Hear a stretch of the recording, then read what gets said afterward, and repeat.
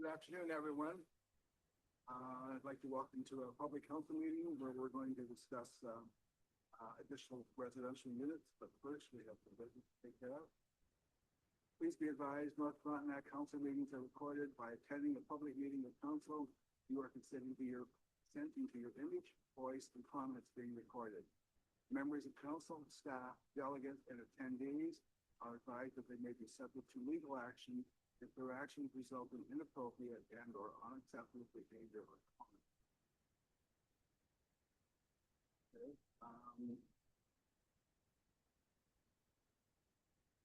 Traditional land acknowledgement. We begin this gathering by acknowledging and celebrating these traditional lands as a gathering place for the first peoples and their ancestors who are entrusted to care for Mother Earth and time immemorial. We do so respecting both the land and the indigenous people who continue to walk with us through this world. Today, the Township of North Frontenac is committed to working with indigenous peoples and all residents to pursue a united path of reconciliation.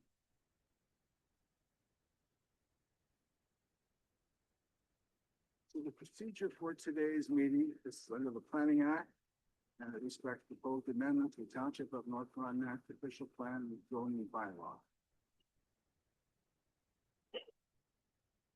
The Council of the Township of North Frontenac is conducting a public meeting under the Planning Act to consider the following. A proposal to the Township's official plan policies to permit up to 3 residential units within the rural and hamlet designations and rezone 2 properties located at Part Lot 31, Concession 2, Geographic Township of Clarendon from recreational commercial to recreational commercial exception zone 7 to 10. Please be advised that this meeting is to provide members of the public an opportunity to provide comments in support or in opposition of the proposed amendments. Any person who wishes to receive a copy of the minutes of the public meeting, a copy of the report on proposed amendments, or notice of the passing of the proposed amendments to the Township of North Frontenac's official plan or zoning bylaw shall provide their full name, address, email address, and contact numbers to the clerk following the meeting. If you are attending the meeting in person, please add your name to the sign-in sheet. If a person of public body specified under the Planning Act does not make oral submissions at the public meeting or make written submissions to the Township of North Frontenac for the proposed amendments to the Township of North Frontenac's official plan or zoning bylaw being approved, the person or public body is not entitled to appeal the decision of the Township of North Frontenac to the Ontario Land Tribunal, and may not be added as a party to the hearing of an appeal before the Ontario Land Tribunal unless, in the opinion of the tribunal, there are reasonable grounds to do so.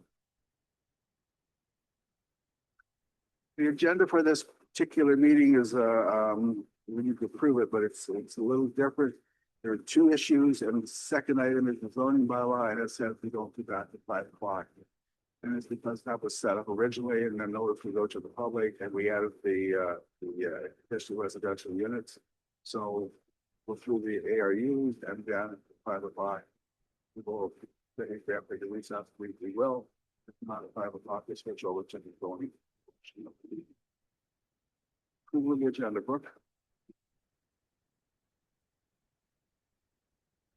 Moved by Councilor Firmer, seconded by Councilor Fowler. Be it resolved that Council approves the agenda dated August 7th, 2025 as circulated for a public meeting regarding the following: an official plan amendment regarding additional residential unit policy and a zoning bylaw amendment to permit a recreational commercial exception designation. Any comments? In favor? Agenda is approved. Any disclosure of pecuniary interest and general nature thereof? Seeing none. Item 5A, planning reports additional residential units.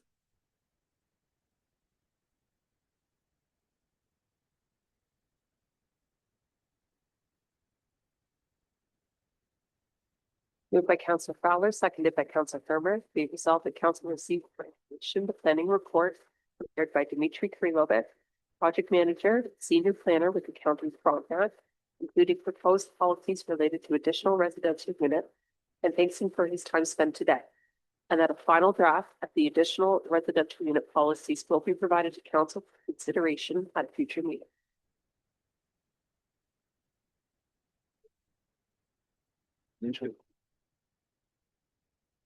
Thank you, Mr. Mayor, Council. My name is Dimitri. I am a senior planner with the County of Frontenac.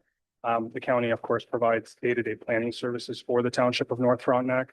So my day-to-day job is to provide council and the residents of North Frontenac with advice and professional interpretation of the development policies that exist within this township.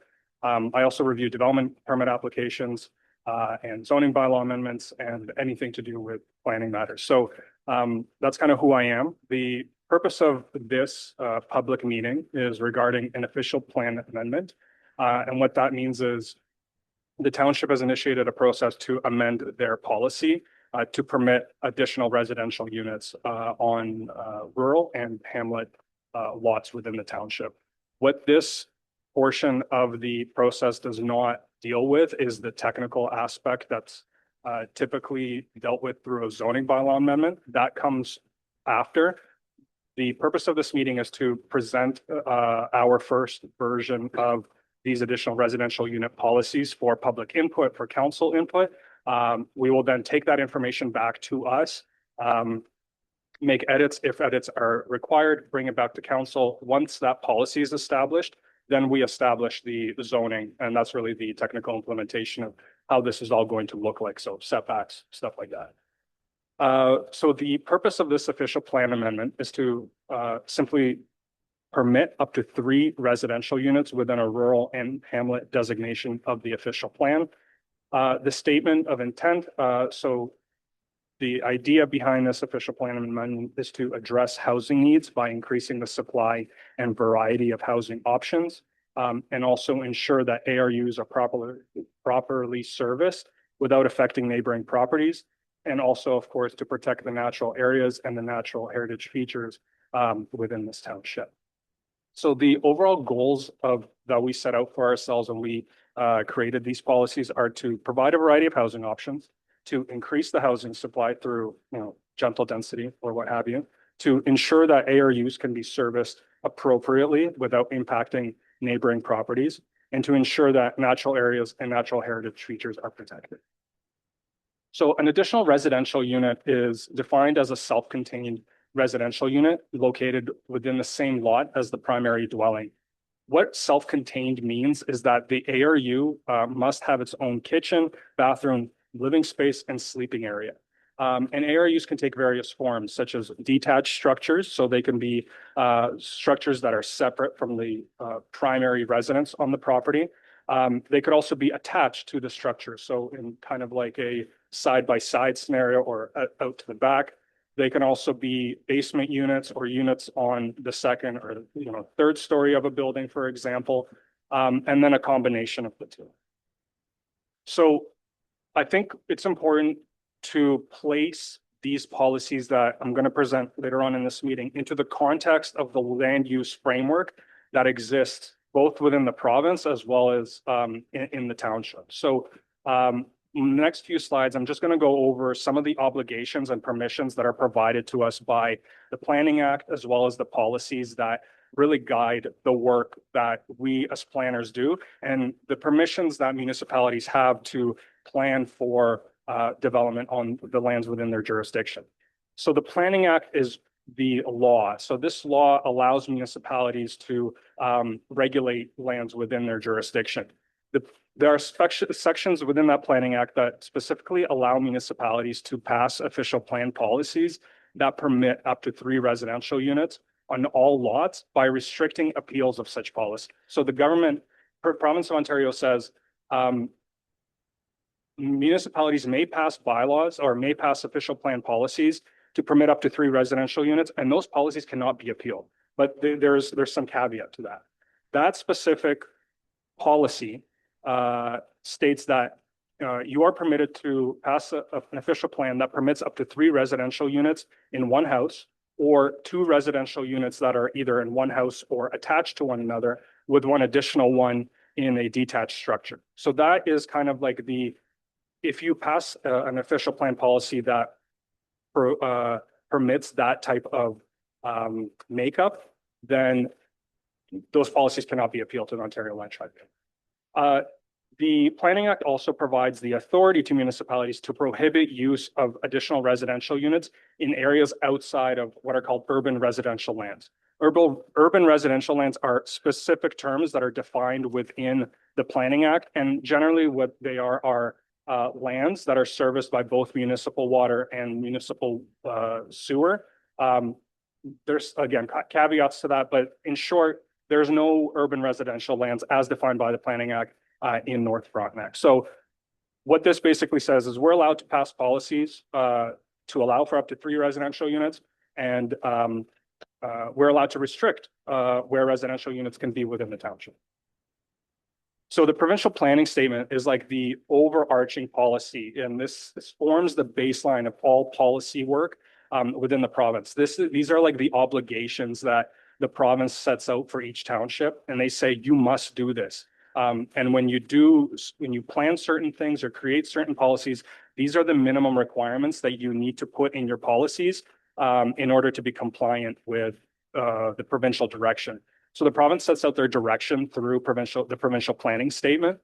And so what the provincial planning statement does is it allows residential developments on rural lands where site conditions are suitable for the provision of services, meaning sewer and water, or sewage and water. It encourages development that could be sustained by rural service levels. So schools, electric servicing, hydro servicing, things like, again, it always ties that back to water and sewage systems for a majority of rural planning. The province also allows policies that permit individual septic systems or water services, provided that the site conditions are suitable for long-term provisions of those services with no negative impact. So you're allowed to have a well, you're allowed to have a septic systems. Municipalities can plan for that. They just have to make sure that when those permissions are granted, they do not have an impact on adjacent properties, and they are suitable for the long-term provision of these services on a parcel of land for a long time. It also requires municipalities to protect, improve, restore the quality, quantity of water. And that water is both water that is underground, so aquifer water, and water that is surface level water, rivers, lakes, stuff like that.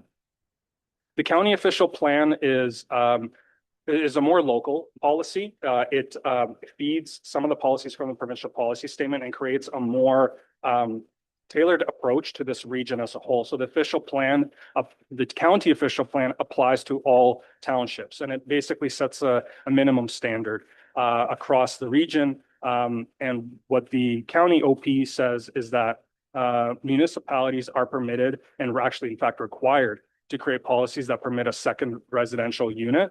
But that policy doesn't prohibit a municipality from passing policies that allow for more than 2 residential units. The county basically says you have to create policies that permit at least the second residential unit.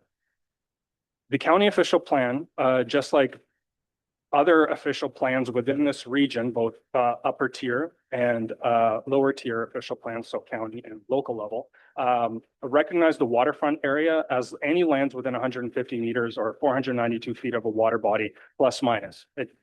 There's some caveats to it, but plus minus 150 meters.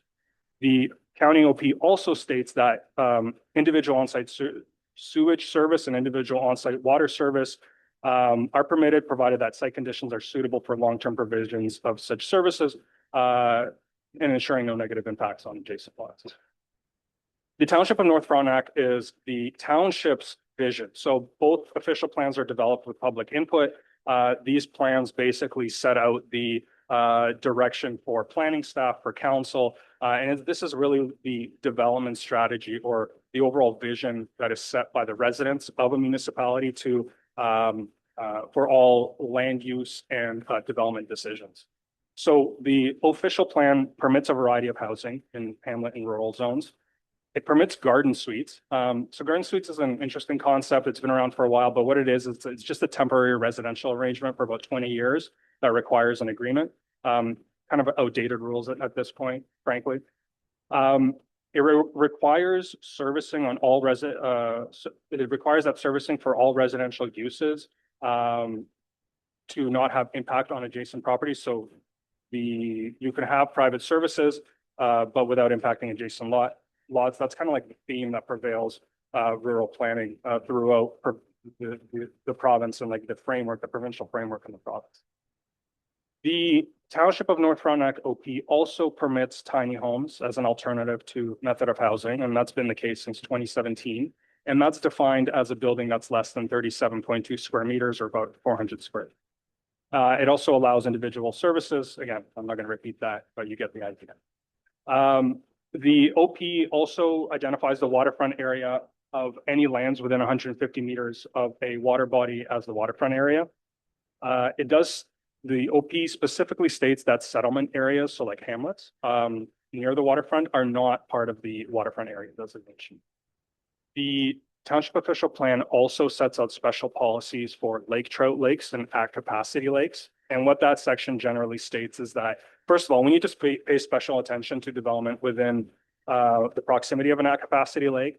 But specifically what it says is that new sewage systems are not permitted within 300 meters or about 984 feet of a lake that is at capacity, regardless of if it's a lake trout lake or not. This specific policy is not something that's developed by the township per se. This is adapted from the province of Ontario. So the Ministry of Environment, Conservation and Parks creates management plans for lake trout waters, and they have been for a long time.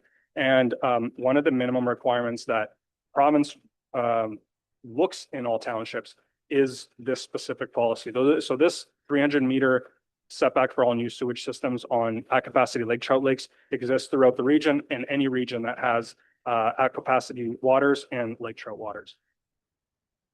The official plan also requires development to be controlled in a manner that does not dominate the natural shoreline. So the township OP basically says development along the shoreline needs to ensure that it does not it does not dominate the aesthetic. So we do not want a lot of development. We do not want a lot of density on the shorelines. We want to keep our shorelines naturalized.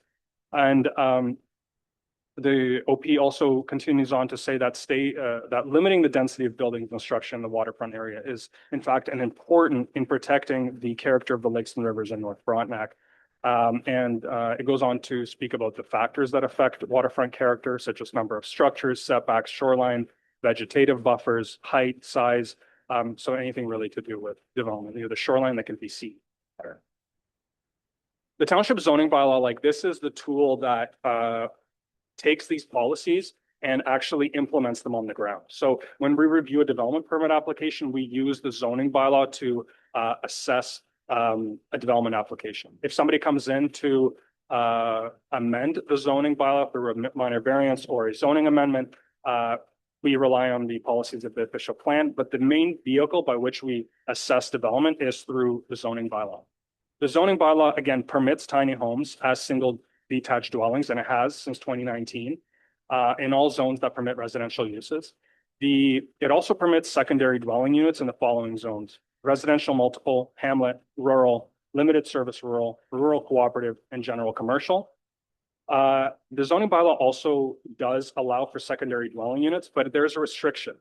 It says that secondary dwelling units or second dwelling units are restricted to 45% of the total floor area of the principal dwelling, or up to 100 square meters, 1,000 square feet, whichever is less. So I want to point out that this specific provision is proposed to be removed by the policies that are being brought forward today. So here, I'm just going to go over the policies that we are proposing for feedback. So I'm going to read them through, and then where I need to add some more information or the context behind them, I'll do that. So basically, ARU, when I say ARUs on this slide, what I'm talking about are additional residential units. So ARUs are not permitted within the waterfront area of this plan. ARUs are not permitted within 300 meters of a design designated at capacity lake, regardless if it's a lake trout lake or not. Additional dwelling units are permitted on any lands where a single detached dwelling, semi-detached dwelling, or a townhouse is the principal use permitted in the rural or settlement area or the hamlet designation. In Appendix 2, meaning the land use schedule, the map that kind of identifies these areas. As long as the lot is sufficient to accommodate the additional residential unit as outlined by the township zoning bylaw. What that means is to be determined. We have to figure out what the sufficient lot size is through the zoning bylaw amendment process, but I cannot see it being any less than the minimum lot size that's currently permitted by the rural zone, which is about 2 acres. That additional dwelling units could be adequately serviced in compliance with the township residential servicing standards. So the township residential servicing standards is a policy document that we've created alongside these policies.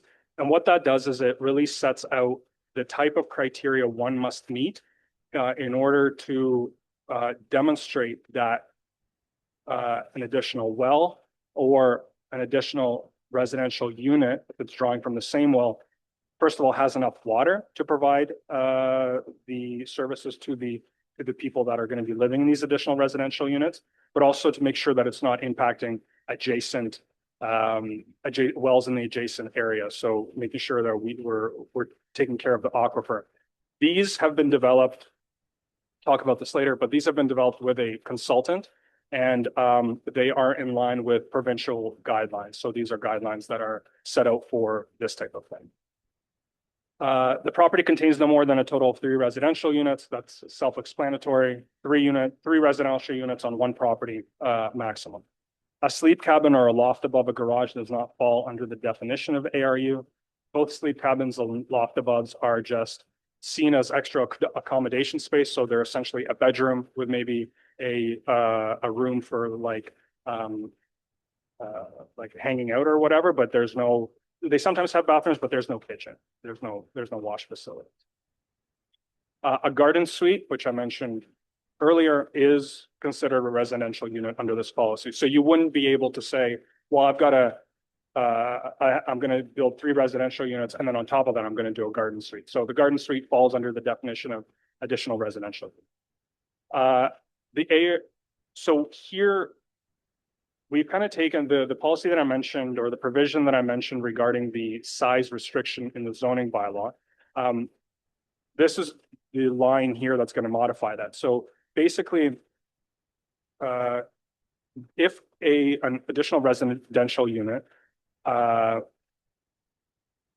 a smaller footprint and gross floor area compared to the principal dwelling, and if the ARU is larger than the principal dwelling, so if the ARU is larger than the principal dwelling, the largest of the two becomes the primary or the principal dwelling for the purposes of the zoning bylaw.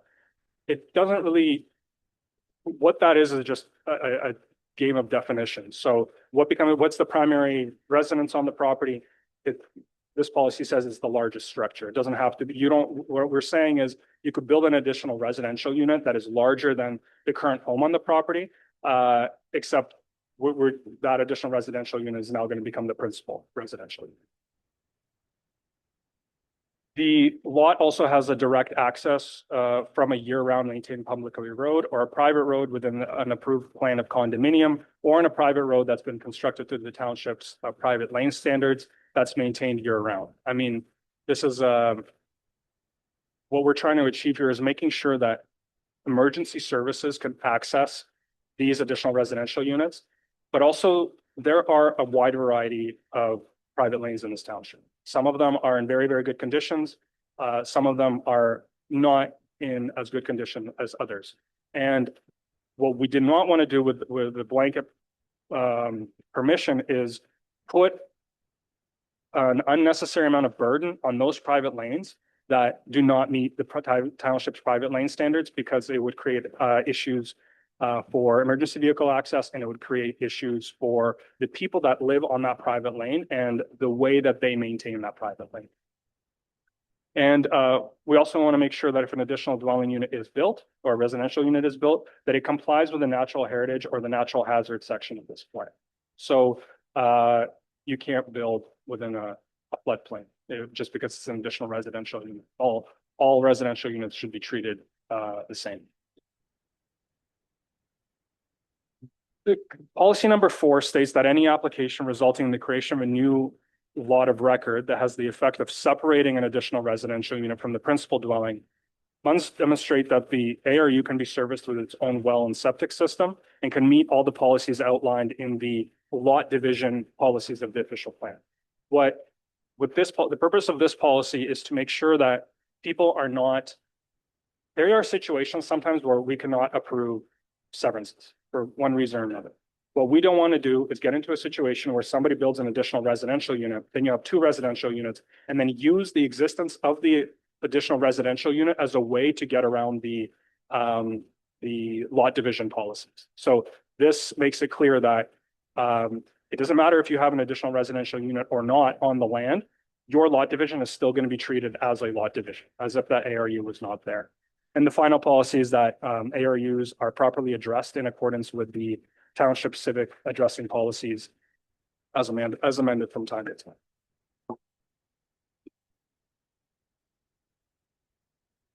So just going to talk about some of the comments that we received and the technical consultation that we went through.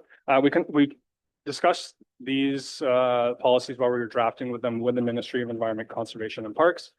Their main comment was told us that servicing standards need to be implemented to ensure that there's adequate water, sewage, and that sewage treatment and that interference between adjacent wells is they were in general supportive of the proposed policies, including the setback of the waterfront area prohibition and of the setback proposals within that. County staff also worked with Melrose Engineering, and this is our hydrogeological and geoenvironmental engineer. They are a consultant. So we worked with them to create servicing standards to aid in the implementation of these ARU policies. These standards were prepared within the framework of what's called the Provincial Guideline D55. So this is regarding private wells, water supply and assessment. This is a guideline document that's set out by the province of Ontario that provides technical specialists with direction on how to assess and when to assess in interference between wells in the context of subdivision development. So the reason why this guideline was used is because the province, although they said you can now create additional residential units, they do not have guidelines for how we plan for sewage and wells. So what municipalities need to do is we need to figure out how we do that. And the way that has been done in this region, both in the township of South Frontenac and the city of Kingston, has been through by using the provincial guideline D55 as a reference, and then modifying it for the specific geographic area. So these servicing standards are standardized across the region, including the city of Kingston, but it is tailored to the township of North Frontenac. The caveat here, and I guess the cherry on top, is that this was a county project, so the residents of North Frontenac did not pay for this project. This was funded by the county. So we also met with the Economic Development Advisory Committee back when housing was part of their agenda or part of their mandate. What we took out of that meeting was that flexibility was key, that we need to protect water resources and ensure proper servicing, water resources, both well resources as well as lakes. And that there was also discussions about, well, why don't we allow more flexibility into our additional residential unit policies by permitting up to 3 detached dwelling units instead of the 2 attached plus 1 detached or 2 detached as permitted by the planning. So that's kind of what we did. We took the advice that we received from the Economic Development Advisory Committee, and then we put it into those policies to make them more flexible. We also had some comments, not too many, from members of the public, one of which was a letter from the Kashawakamuk Lake Association. And the conclusion of their letter essentially stated that these policies do not adequately protect water bodies. And one of the things they mentioned was that the 3 residential unit policies as set out by Bill 23 was meant to encourage gentle density within serviced areas. And therefore we need to do a better job of protecting our lakes. So they also said that the at capacity assessments are outdated, and we need to update them to ensure that the lake stays protected before we pass these policies. And then they proposed that a more appropriate setback rather than the 150-meter proposed by our staff was 1,000 meters setback from the shorelines of ARUs. And I just want to kind of speak to those comments, or at least respond to these comments. So the at capacity assessments are not something that's funded by the township. It's not, they're not something that the county is also does. These policies, these assessments are done by the province typically, and they can also be done by the Lake Association themselves. So we don't necessarily have control, quite frankly, nor does the county have the funds to go out and do lake assessments for every single lake in the county. We've got over 400 named lakes.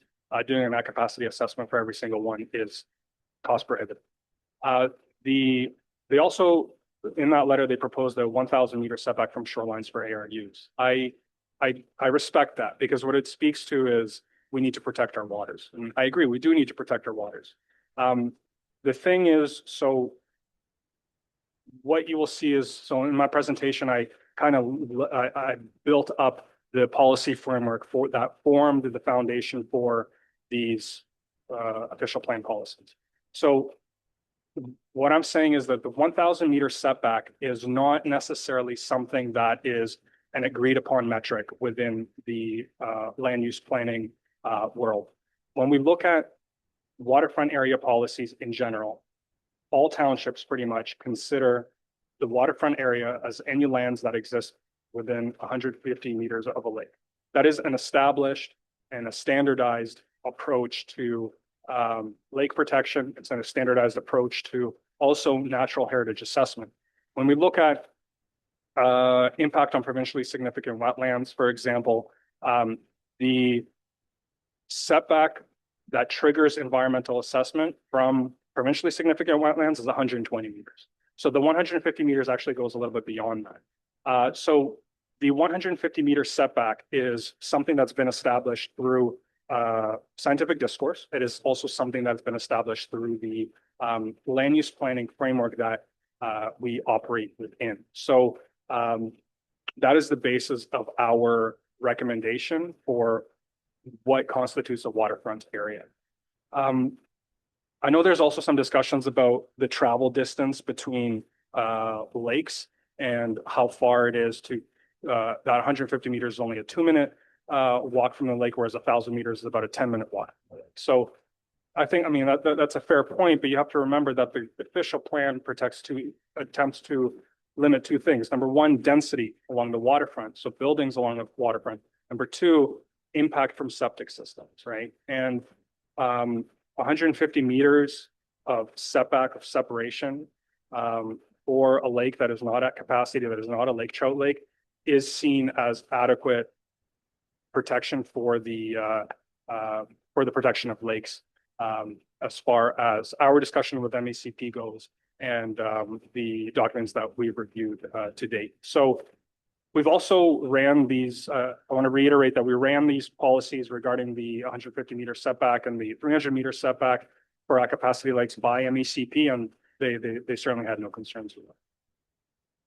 So that concludes my my presentation. I will say that these policies that we created, so we looked at a lot of policies in the region, you know, both local as well as in other parts of the province. And the policies that we're presenting here are a lot more flexible than the policies in other regions. They recognize that lots in North Frontenac are, there's a variety of sizing in them. There are lots that are 2 acres, there's lots that are 100 acres, 300 acres. And some of the policies that we saw when we were reviewing other jurisdictions limited the locations and the sizes of additional residential units.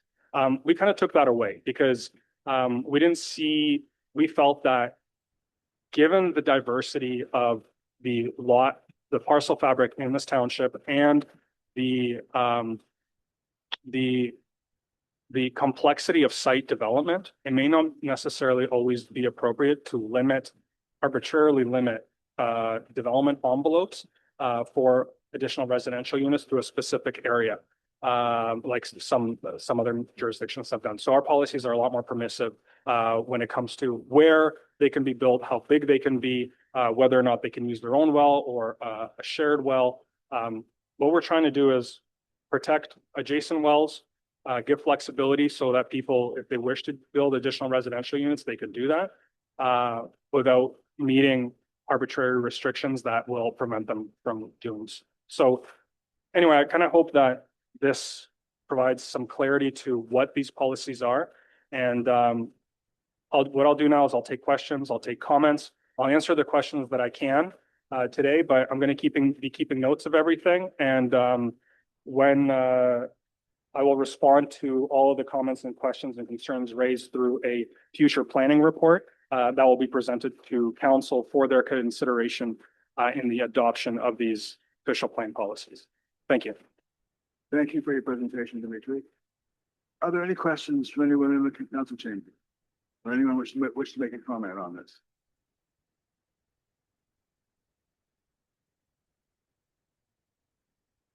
Come on up, Don.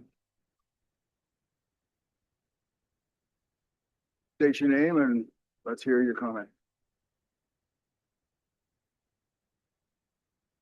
Hi there, I'm Donald. I'm with a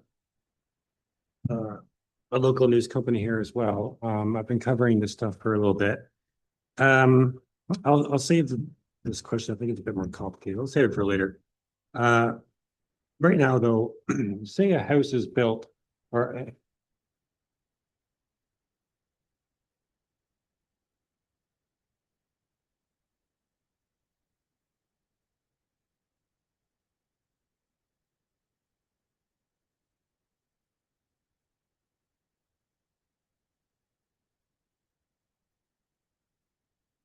So through the mayor, if a new, what I imagine is this: if a new, when capacity assessments are done, they consider a specific catchment area. So the short answer is yeah, it's most likely going to be grandfathered simply because those additional residential units are going to form the criteria and the calculation used to calculate those capacity assessments. So the answer is yes.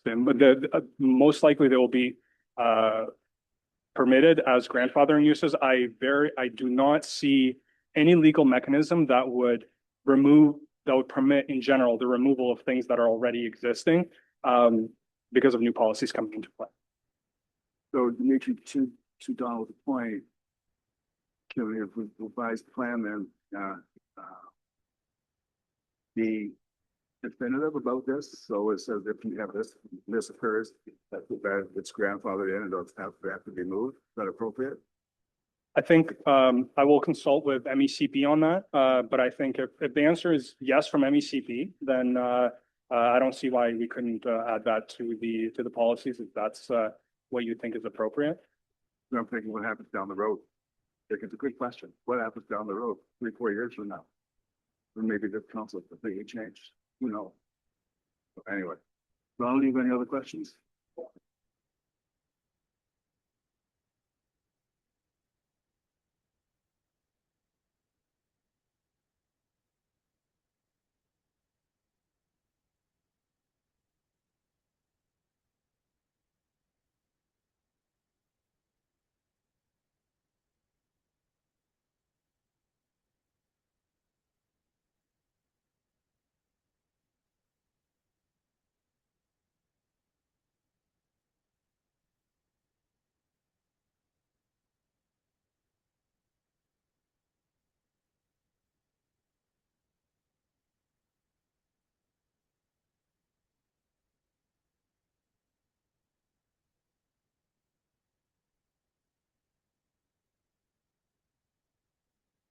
So through the mayor, I can't answer the question regarding licensing completely outside of the scope of land use planning. I will say that we have been clearly told by the province that we cannot use land use and the zoning bylaw to regulate short-term rentals. So when it comes to short-term rentals, that is entirely the question of license. So licensing has to regulate. But just for clarity, I allowed the question. I allowed the question because if these units are built, no guarantee that it won't be turned into short-term rental. And if we're looking at creating additional housing, that defeats the overall purpose, at least the way I see it. So thank you for your question. Does anyone else wish to make a comment? Brooks, anyone online?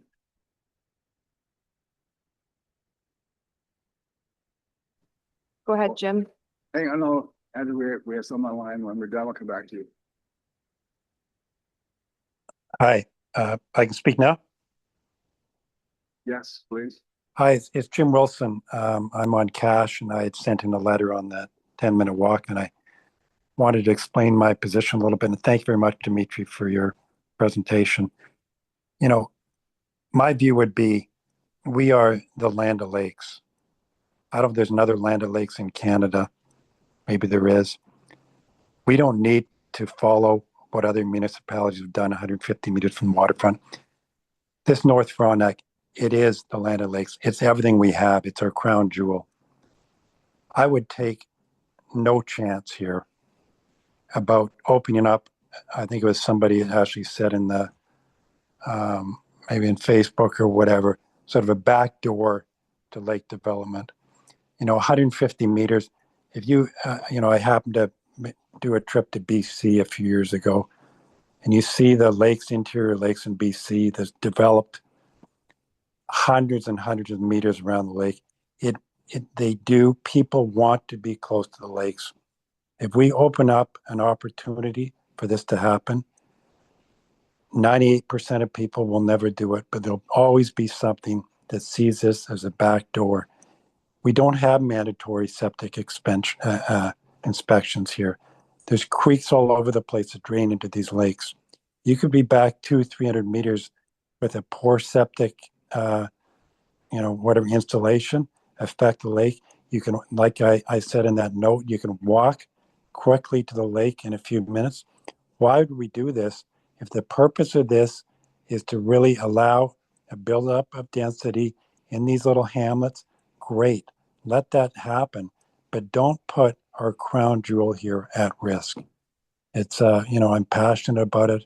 I apologize if it comes on too strong, but I think these are the decisions that we need to make as a community. What do we want to have happen? Over the years, this jewel that we have here, every lake is going to be at capacity, guaranteed. It's something special we have here, and let's not try to, put things in place now that we regret later. That's my comments. Thank you. Thank you, Jim. Is there anyone else online, Brooks? Is anybody else online? If you could use the raise hand feature.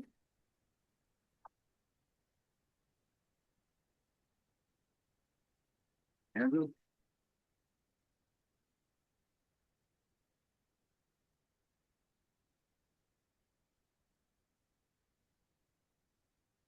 Are we on? Good.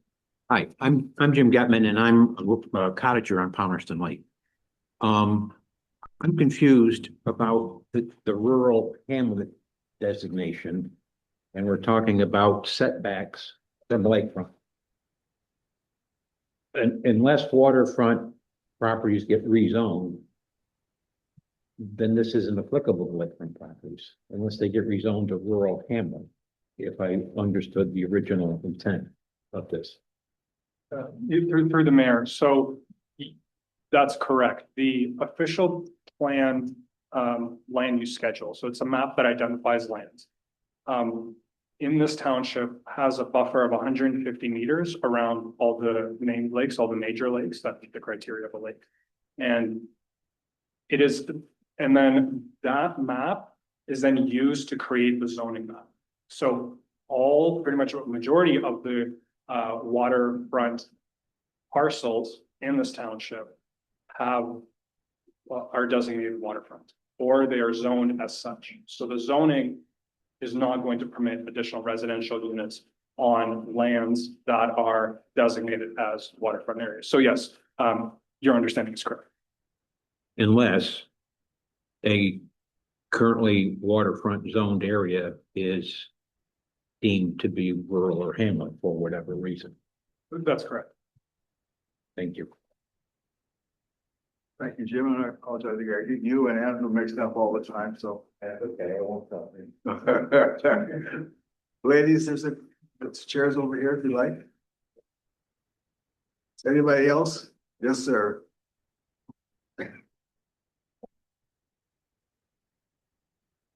I'm Ed Bloor from Buckshot Lake.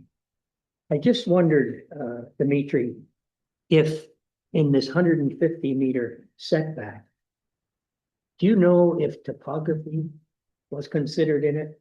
Because different topographies can get different runoffs.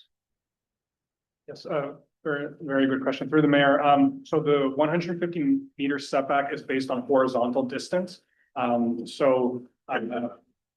The 150-meter doesn't follow topography. It's a measurement based on a two-dimensional plane. So the 150 meters in our official plan and in the surrounding official plans is based on the horizontal distance. Now, I think your question is, does the 150-meter distance account for topographical differences when it was first established as a standard for waterfront area protection? Is my understanding kind of correct with that question? Pretty well. I'm thinking of if it's on a hill and rock, you get fast runoff of the aquifer. But if you're in horizontal land, as you say, and it's a fertile land, it's not as much. Yeah, and that's correct. I honestly, I don't know the answer to that question. What I do know is that when I review peer-reviewed articles, and there's this report that we use in planning. It's called the State of the Sciences report by Hutchinson, and it talks about water body setbacks. And what that report does is it consolidates all the knowledge that we have on natural heritage protection. So there's a variety of studies that look at impact of runoff and impact of development to lakes or other water features. And the 150-meter is essentially how would I say this, a middle ground, or like a good setback that kind of finds a middle ground between all of the scientific studies that set up the waterfront area designation. Hope I understand. I'm explaining that correctly. It basically summarizes and creates an average. What I'm saying. All right, so if we get additional units and it's the topography is contrary, let's say, to runoff, is it possible under the plan to refuse the application?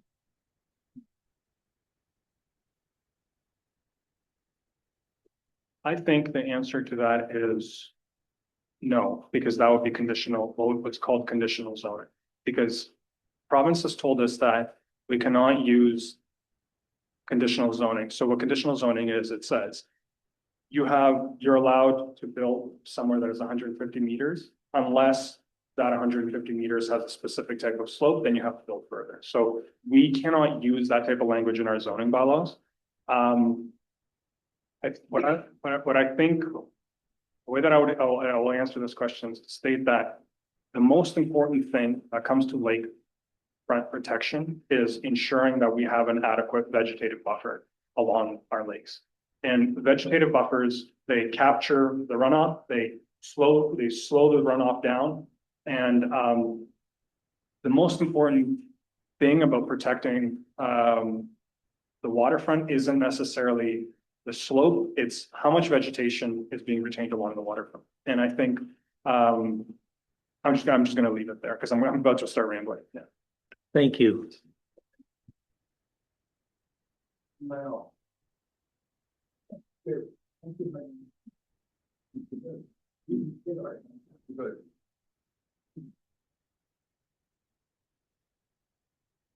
Yes, in this planning, was there anybody done any test holes to know what the actually ground is underneath, whether it's cobblestone, sand, rock? Does that what they have exemptions for the septic's running back in cobblestone? Like water, basically, the gray little material. Just wondered about. So and not for these policies specifically, but I do know that when we look, when Dawn, the chief building official, looks at installation of septic systems. There are specific criteria that you have to meet for the type of medium or the type of soil, the sand that you bring on. So even if you do boreholes that basically reveal that there's a lot of clay underneath or some kind of material that is not conducive to good treatment or adequate treatment of the sewage coming out of the septic system, that you need to add material to that septic system. So my short answer is no, there are no septic holes were done to establish this in this particular context, but the building code does require a specific type of medium or soil profile in order for a septic system to meet the building code and function.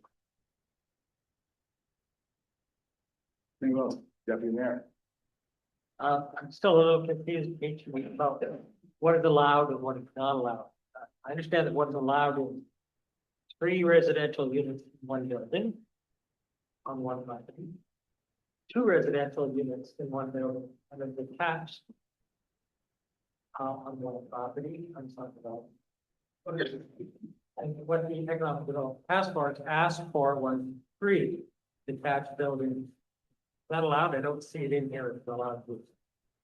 Through the mayor, it is an allowed use. It's implied because it doesn't restrict how additional residential units are to be placed on the property. All the policy says is that you're allowed 3 units. It doesn't say how these units are to be built. So you can, all the combinations that you just described are permitted under this policy.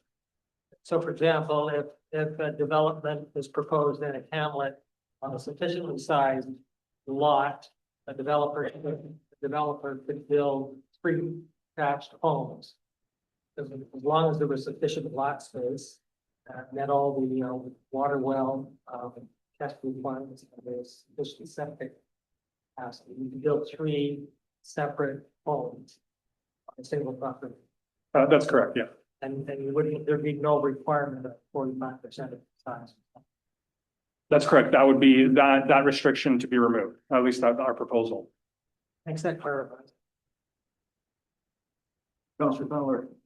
Yes, thanks to Dimitri for the presentation. Talking about waterfront properties in North Frontenac, we wouldn't allow this to happen in North Frontenac alone, but would it happen in other jurisdictions? So through the mayor, is your question, do other jurisdictions permit additional residential units on the waterfront? The answer is yes, they do. But we don't. But we don't, correct. So you're talking about the setback 150 meters from the waterfront. Beyond that, is that considered waterfront? Say if somebody has a large property that goes beyond 150 feet, would that be able to happen up in the other part of that property, or would that somebody has a large waterfront property, they still have that? So in the context of a large, through the mayor, in the context of a large property that is more than 150 meters deep, the first 150 meters of that property is typically zoned as waterfront. So if you have, say you have 200 acres and you have a little bit of waterfront and you've got a cottage on the waterfront, you would be able to build an additional residential unit as long as you're 150 meters back from that. But the question is, how many of those lots exist in the township?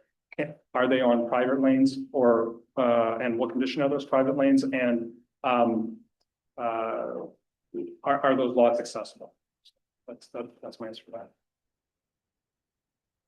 Anyone else? This is not easy. On one hand, you want to provide housing, you know, and you want to protect your environment. Okay, so thank you so much for taking the time, bringing your cohort along with you. We appreciate it, and Dave Trenton. Thank you very much. I am staying for another item, but I appreciate it. And I'm sorry I didn't introduce, this is Alex, she's our planning student. So I'm taking her around to share what it's all about. Okay. Definitely, yeah. I get a follow-up question. Thank you. What are the next steps? Dimitri, where does this go from here, and what are the timelines? Thank you. Through the mayor. So next step, we're going to take in these comments. The public commenting period is still open, so people can come submit comments. I would like to take these comments back to the Ministry of Environment, Conservation and Parks for final official comments from them. If changes are warranted based on our land use analysis and the comments that we received today, we will do those. And then we will bring that back to, we'll bring those updated policies to council for adoption. So for you to vote whether or not we should update our official plan to do that.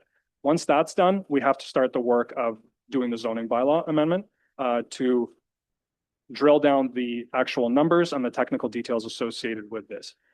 In terms of timelines, quite frankly, I didn't set up timelines because I wasn't sure how this meeting was going to go. I'm hoping to bring the final portion of or the adoption of these policies to council before the end of the year, but it really depends how my conversations go with the Ministry of Environment, Conservation and Parks. Again, public commenting period is still open. It will be open. We will be taking comments in. So the seasonal residents that are not around during the fall seasons can still comment, still contact us to provide feedback. Thank you. So I think I've got this, but just to be sure, this is really serious. So you're going to take all these comments back and you're still soliciting comments because the comment period is open. You will clarify requirements or potential changes with the Ministry of Environment, Conservation and Parks, whatever they call themselves. You'll put a new proposal together for us, bring it back to council, and council will then have another opportunity to comment on it. Is that correct? That's correct. My intention is for the next meeting to be the meeting where council has the option to vote on it if they think that the policies are ready. All right. Thank you. Thank you. Going to take a 5-minute break till 5 o'clock and we'll do the next thing. Oh, sorry, we've got to do the resolution. Did we? I'm sorry. Maybe I should catch up to the meeting. So 5 o'clock, we'll get back together again and we'll discuss the next item on the agenda.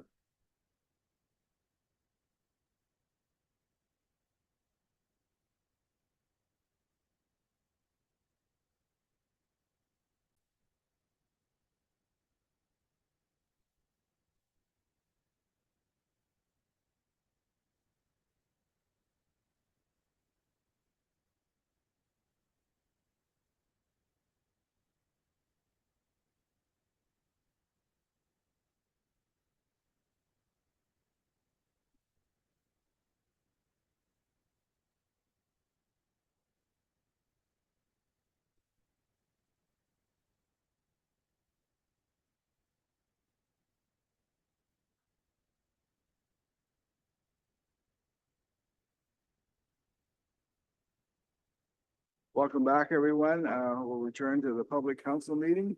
We'll start with item 5B, planning reports.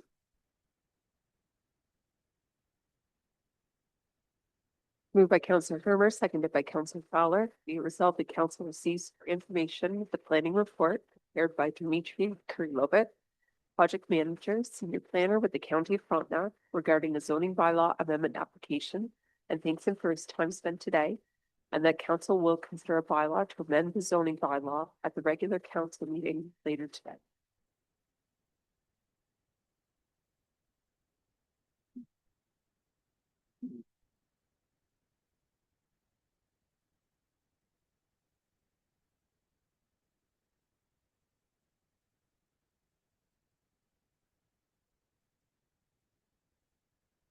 Dimitri, presentation, please. Thank you, Mr. Mayor. So this is an application for a zoning bylaw amendment. The application number is 035 Z03525 for owners Barbara, Darwin, and Dalton Spruill. The location is 1609 Streatham Road and 1580 and 1650 Streatham Road. So 2 lots, but we're dealing with this as one application. I'll explain why. So I'm going to provide an overview of what this is proposing. So the property, or 2 properties, is a campground that operates on 2 lots of record, and it's divided by the township road. So the applicant wishes to divide this campground use in half essentially, so that both family members can have half of it. The lot division, as seen by the black dashed line, is going to create 2 waterfront parcels and 2 inland parcels. The minimum lot area to divide what's called a tourist establishment in the zoning bylaw. So a campground is a tourist establishment. To establish a new tourist establishment or to sever a lot that has a tourist establishment on it, the minimum lot area that you need is 4 hectares or 9.88 acres. All the parcels subject to this application are below that minimum requirement. So in order to facilitate the division of these lands, what's being proposed is to amend that section of the plan that requires a minimum lot size. So what I want to illustrate in this photo is that on the left side is the site plan that we received from the applicant, and on the right side is how we view the property through our land use planning lens.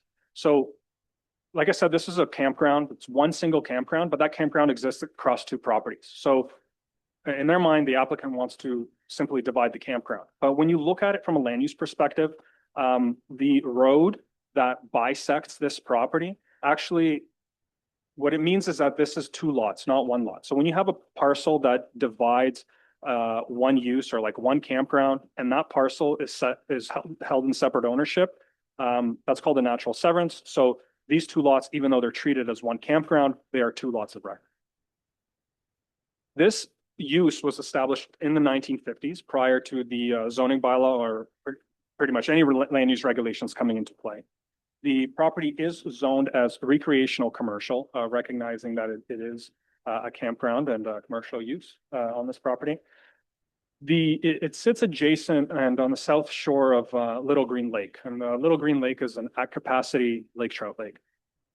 And then both about the eastern half, both the waterfront and the inland parcel, are within 120 meters of what's called the Mud Lake, provincially significant wetland. I'm going to refer to it as the PSW in this presentation. So I'm going to talk the waterfront parcel. That's the narrow strip just on that fronts the Little Green Lake, is developed with 2 detached dwellings, 2 Class 4 sewage disposal systems, 5 seasonal trailer sites, 1 campsite, and several docks. The inland portion of the property, so on the south side of the road, 7 campsites, 9 seasonal trailer sites, an existing single dwelling, and 3 Class 4 sewage disposal systems. So that's what makes up this campground. In terms of the policy context, so any development within a provincially significant wetland or within 120 meters of a provincially significant wetland requires what's called an environmental impact study. When it comes to at-capacity lake trout lakes, or any at-capacity lake, which Little Green Lake is, there's a restriction that says no new sewage systems are allowed within 300 meters of an at-capacity lake trout lake. So what this inadvertently does is it limits the number of lots or the makeup of lots that can be created within 300 meters of an at-capacity lake. This application is going to result in 2 additional lots of record that do not meet the minimum lot size requirement as required by the township zoning bylaw. So when the applicant first came to us, we said, well, like, due to the context, due to the policy context, we can't support this application. It's too small near PSW, near at an at-capacity lake. So when we understood why this was happening in terms of this is going to be divided between family members and that there's no new development being proposed, we did extensive consultation with the Ministry of Environment, Conservation and Parks, who help us regulate development on at-capacity lakes. And at that time, they also spoke to issues related to provincially significant wetlands. So, and then we were able to kind of establish a solution. So the solution here is this: we are proposing to amend the zoning bylaw to allow for the creation of undersized lots. This will separate the parcels in half. When these parcels are separated in half, on the west side, on the left side, we take the waterfront parcel and we tie it into the inland parcel, effectively creating one single lot, even though it's still 2 lots. through zoning. So what that means is that those lots cannot be treated as separate lots. They have to live together when it comes to land use analysis and the zoning and the zoning bylaw. The same thing on the right side or the east side. So the inland parcel then gets tied to the waterfront parcel. And these two parcels, although it's a total of 4 lots, all that's happening is lot lines are being rejigged, and the inland parcels will live with the waterfront parcels. So there's the way that the zoning is going to be worded, there's no new net lots being created. Following this, the applicant has agreed to register what's called a site plan agreement on the lots. What a site plan agreement does is it regulates all commercial development in the township. So if somebody on this lot in the future wants to add a new campsite, they want to add a new dock, any type of development activity, they need to come in and apply for the site plan amendment. So what the site plan agreement does is it locks in the existing development that was there already. And it actually provides much more better regulation of the commercial properties. In this township, there are commercial properties that have site plan control. However, when they do come in for new development, they are required to apply for site plan control. Many commercial properties right now are not regulated under site plan agreement. As part of the lot creation process, the applicant is also going to be required to assess the sewage systems to ensure they're functioning properly and they're not causing an impact to the water body. So what's happening here is we're dividing the lot. No new development is being proposed. Although the policy says that, you know, within 120 meters of a PSW, you need to do an environmental impact study. We don't think it's necessary in this point because to do an environmental impact study, you need to have a development that can be assessed. If you don't have a development that can be assessed, there's no point to do an environmental impact study. So if you register the site plan agreement on a property and then new development is proposed, it's at that point that we would require an environmental impact study to see if any modification to the lot can be accommodated. The applicant also submitted initial septic inspection reports, which they did themselves through, I believe, the MVCA inspection program. And those septic reports concluded that the septic systems are functioning properly. We will double check that through the lot division process. And if new inspections are warranted based on the information that we have, then those will be required at the lot division stage. MECP at the end of it all was okay with this arrangement. They essentially stated that the arrangement proposed by staff and the applicant effectively redraws lot lines. And the most important thing to do on land such as this is to register a site plan agreement and establish what's called site plan control protections. Again, site plan control will regulate future development, and that future development would then trigger the necessary studies needed to evaluate whatever physical alteration is happening on that property. We did receive one public comment on this. They stated that the properties are too small, that the sewage systems should be inspected, and that environmental assessments should be required before the zoning application moves forward. So, I mean, I agree, the properties are too small. That's why we are we are moving forward with a zoning bylaw amendment application. The sewage systems are going to be inspected at the lot division stage.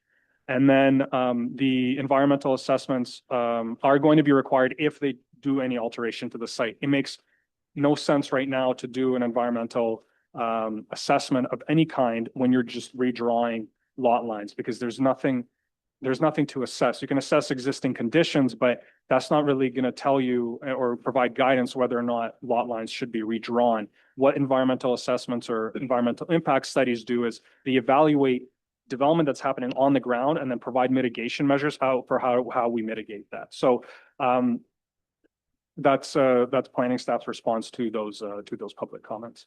So in conclusion, the new development will be regulated by the central control process once this all goes through. This meets the intent of the at capacity lake trout policies and the provincially significant wetland policies, because it is the site plan control that is going to trigger the need for studies should they be, should any future development be proposed. And we're effectively merging them through zoning, because we're tying through zoning, which is a legal mechanism. We're tying the waterfront and the inland parcels together. Basically says you cannot treat the waterfront parcels separately from the inland parcels, which essentially also doesn't may not prohibit the sale of these parcels independently, but it doesn't matter who the owners end up being, those parcels have to be treated the same. So our recommendation is to approve this bylaw amendment if no new issues arise at the public meeting. Thank you. Thank you, Dimitri. Does anyone in the chamber wish to make a comment? Brooke, anyone online? Anybody has a comment online, please use the raise hand feature.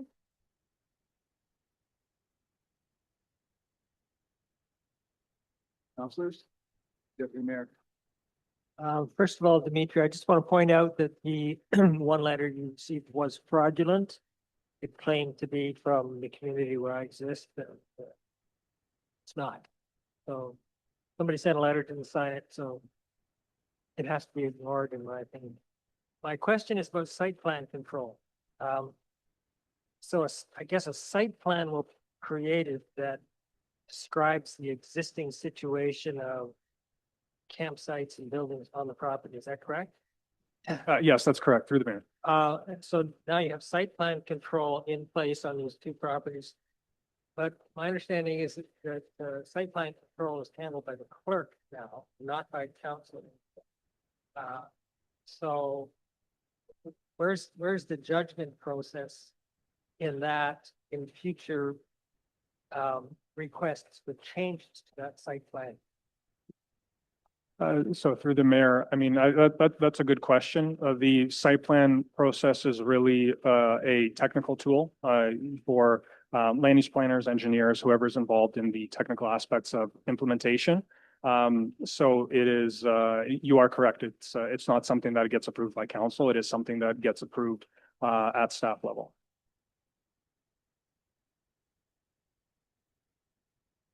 Anyone else? You have a follow-up question? You seem rather frustrated. Well, to me, the issue of site plan control is huge. It affects quite a large number of properties in various zones. Just a little confused about as time passes and people want to develop, who's in charge of these site plans? Because that's where the rubber hits the road. The site plan tells you where you can put a building, where you can put a hedge, all the granular details development. Pretty important stuff, and it's beyond the control of council. I have some general questions about that. For sure, through the mayor, it's the site plan control process is so it's not that staff gave themselves permission to and took it away from council. It is a provincial mandate that site plan control is now done at the staff level rather than council, and that was done by the province to remove to make the assessment more objective rather than political and more technical. It's a more technical review rather than a political review. So I mean, that's my comment on that. Thank you so much. Jeremy?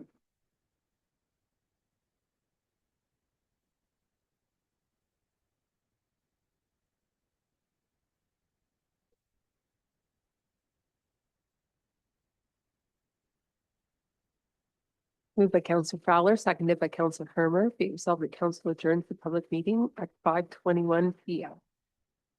In favor? Carried. Adjourned. Okay. Regular council meeting, August 7th, 2025. And I'll call to order. I'm going to read the notices again because of different people here. Please be advised, North Frontenac council meetings are recorded. By attending a public meeting of council, you are consenting to your image, voice, and comments being recorded. Members of council, staff, delegates, and attendees are advised that they may be subject to legal action if their actions result in inappropriate and or unacceptable behavior or comments. So we begin this gathering by acknowledging and celebrating the traditional lands as a gathering place of the first peoples and their ancestors who entrusted the care for Mother Earth since time immemorial. We do so respecting both the land and the indigenous people who continue to walk with us through this world. Today, the Township of North Frontenac is committed to working with indigenous peoples and all residents to pursue a united path of reconciliation. Now we're on to approval of agenda item 3A. Moved by Deputy Mayor Inglis, seconded by Councillor Good. Be resolved that council approves amending the regular agenda. Consider bylaw number 2025-34, zoning bylaw amendment, full, after item number 4, disclosure of pecuniary interest and general nature thereof. Any comments? In favor? Carried.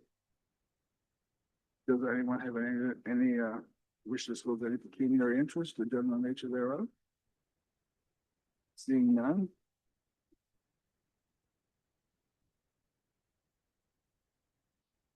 Moved by Deputy Mayor Inglis, seconded by Councillor Good. Be resolved that leave be given the mover to introduce the following bylaw that has been circulated to all members of council. Number 2025-34, to approve a zoning bylaw amendment for recreational commercial exception zone, and that this bylaw be read a first, second, and third time and finally passed. Comments? In favor? Carried. Thank you, Dimitri. You're welcome, more than welcome to stay or enjoy Thank your you. trip back. Thank you, Mr. Mayor. We have no business profile, no presentations, no delegations. So now we're on to item 8, adoption of the minutes.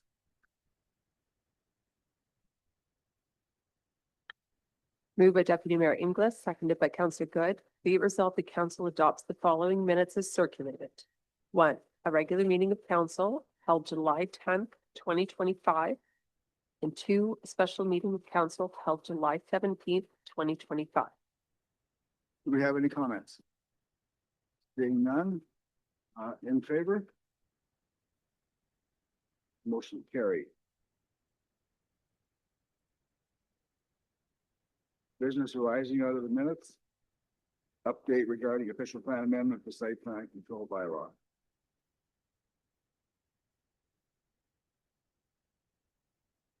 Moved by Deputy Mayor Inglis, seconded by Councillor Good. Whereas at the meeting on July 10th, 2025, council passed resolution number 21725, receiving for information the clerk planning manager's administrative report entitled Amendments to the Township's Official Plan and Site Plan Control Bylaw, and that a public meeting to receive public comments was to be scheduled for August 28th, 2025. Now therefore be it resolved that council receives for information on email from the clerk planning manager requesting the date of the public meeting to be deferred until later in the fall of 2025, and that council approves the request and instructs the clerk planning manager to provide the date of the public meeting to council once the draft policies have been. Comments? In favor? Carried. Okay, so the next item is 9B, procedural policy. Moved by Deputy Mayor Inglis, seconded by Councillor Good. Whereas at the meeting held on July 10th, 2025, council passed resolution 21525, receiving for information the clerk planning manager's administrative report entitled Draft Procedural Policy, and the council instructed the clerk to review the wording regarding local board. Now therefore be it resolved, the council receives for information an email from the clerk planning manager dated July 24th, 2025, advising the wording regarding local boards includes language from the Municipal Act regarding the strong mayor powers, which includes the appointment of chairs and vice chairs for prescribed local boards, and that there have not been any local boards prescribed by the province. However, the bylaw includes wording if it is required in the future, and that council will consider the adoption of the procedural policy bylaw later in the meeting. Comments? So I've seen none, but I have a comment. We've seen it here, we've seen it in other townships. I think we should consider that closed meeting be in person. No Zoom calls. And that we should restrict the use of communication and recording devices during those meetings. So that would be an amendment or just the correction? I amend the vote to include more for that. People all over the draft is also document. The council, thank you for the version. We read this thing 3 times, so I'm running out of markers. Fred, sorry, Councilor Power? Yeah, if you want, I'll move for the amendment. Seconded.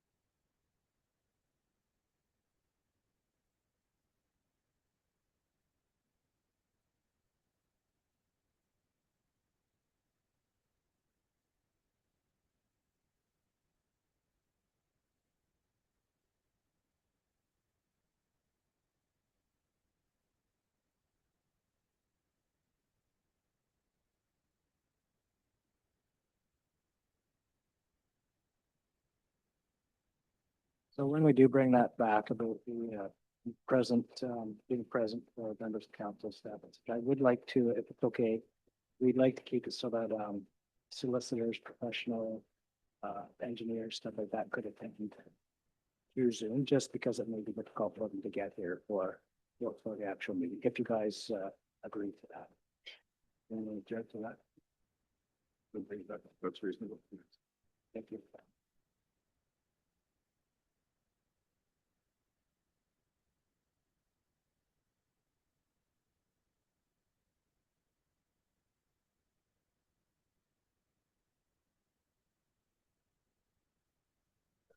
I'll just read the last one. Okay? Sure. And that council instructs the clerk to include a provision limiting electronic participation by council members in closed sessions of council and committee. Including with everything we use, communication with residents during the meeting.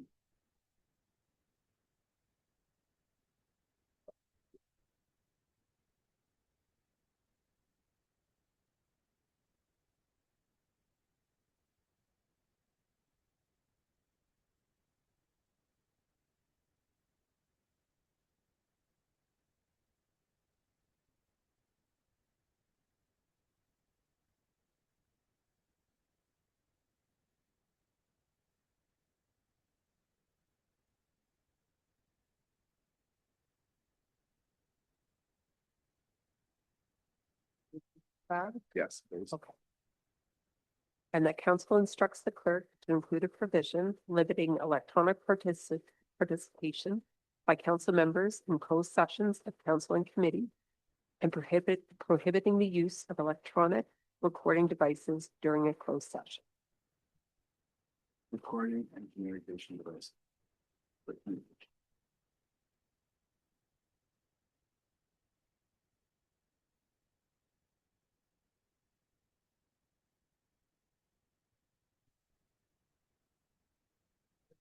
All in favor of the amended motion, amended resolution? That is carried. Item 9C, Community Gap Grant Program, request for reporting deadline extension from Colonial District Historical Society. Moved by Council Deputy Mayor Inglis, seconded by Council Good. Whereas at the meeting held on May 1st, 2025, Council passed Resolution 16325, receiving for information the Manager of Community Development's Administrative Report entitled 2025 Community Grant Application, and the Council approved the application from the Coyne District Historical Society for the enhancement of gardens at the Pioneer Museum. And whereas, per the community grants policy, within 60 days of the end of the project or by December 31st of the year the community grant was provided, the community organization shall submit a final report to the Manager of Community Development. Now therefore be it resolved, the council receives an email from Ken Hook, CDHS Director, advising that due to the presence of an invasive weed in the gardens, planting of the heritage plants will be delayed until next spring to provide time to eradicate the weed, and that the CDHS requests the balance of the funds received through the community grant program be retained until spring, and the council approves the extension of the reporting deadline for the CDHS until June 30th, 2026. Comments? In favor? Carried.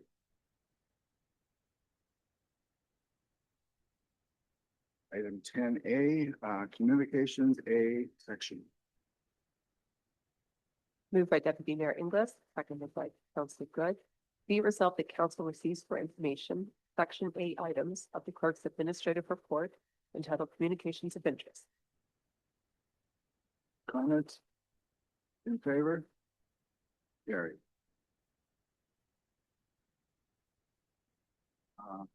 Communications B section, action items. B1, North Frontenac Astronomy Club, request for camping at Festival Stars.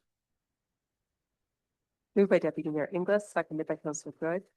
Be it resolved, the council receives the email from Gary Colwell, North Frontenac Amateur Astronomy Club, requesting camping to be permitted at the September 19th to 21st, 2025 Festival of Stars, and the council approves an exemption from bylaw 6617 to prohibit camping on municipal property for the Festival of Stars, to permit tent camping only at the Astronomy Park, September 19th to the 21st, 2025, and that the event will be covered under the township insurance policy as a facility user. The fee of $250 shall be covered by the Astronomy Club, and alcohol is not permitted. And that security for the duration of camping and the layout of sites shall be approved by the Manager of Community Development prior to the event. Comment? Councilor Hermer. I see that he's requesting that the helipad be closed as well. What's the alternative plan in case of an emergency? Corey, could you answer that, please? Brooke? Mayor, so the alternative option is to use our secondary helipad in Ampa or the basic helipad in Charlotte Lake. We have did this for the past 2 years and we've got lucky enough to not require it, but unfortunately, once we commit tent camping, the helipad can't be open. It's not possible for them to land with that kind of stuff like near the helipad. Deputy Mayor? What is the purpose of the $250 charge to Millbrook? Mr. Mayor, so it's to help, so we have to increase our insurance for that weekend. So that's the additional charge for the insurance that the township is paying, so they're reimbursed. Thank you. So Brooke, are the other helipads have that special night lighting as well? They all do? Yes, they Okay. One of those guys are pretty good. This is the first time I've actually seen that in writing that that's actually been closed. I know there's a tremendous downwash and it's right next to where the telescopes are, so I imagine they're in danger as well. Any other questions? In favor of the resolution? Opposed? Carried. Item B2, Councilor Poodle, request to submit letter to the Ministry of Industry, re-access to telecommunications infrastructure. Moved by Council Good, seconded by Council Hermer. Be it resolved that council receives for information a letter prepared by Councilor Feudal to the Honorable Melanie Jolie, Ministry of Industry, regarding the lack of telecommunications services, fixed and mobile, within the township of North Frontenac, and advising that Bell was planning to install fiber infrastructure in North Frontenac. However, the investment has been put on hold with the CRTC's recent fiber access decision, and requesting Minister Jolie reconsider the decision. And the council instructs the clerk to send a letter to Minister Jolie and to provide an update to council if a response from the minister's office is provided. Comments, Councilor Hermer. One thing that should be taken out of here is to mention of Starlink because that contract's been canceled by the province. Isn't Starlink, it's a private company, right? I mean, you and I can access Starlink if we want. Us, I know, but you and I can access Starlink if we want, yes or no? I don't believe so because the province has canceled that contract with the. Councilor Fowler? I have Starlink installed.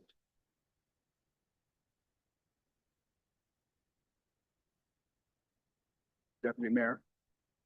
So this problem is unique to North Frontenac because of the originally proposed fiber optic, I guess, which means we can't bring any other townships on board.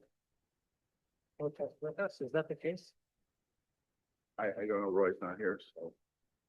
I suspect that's the case. It's just that one little township protesting the federal government doesn't have a whole power.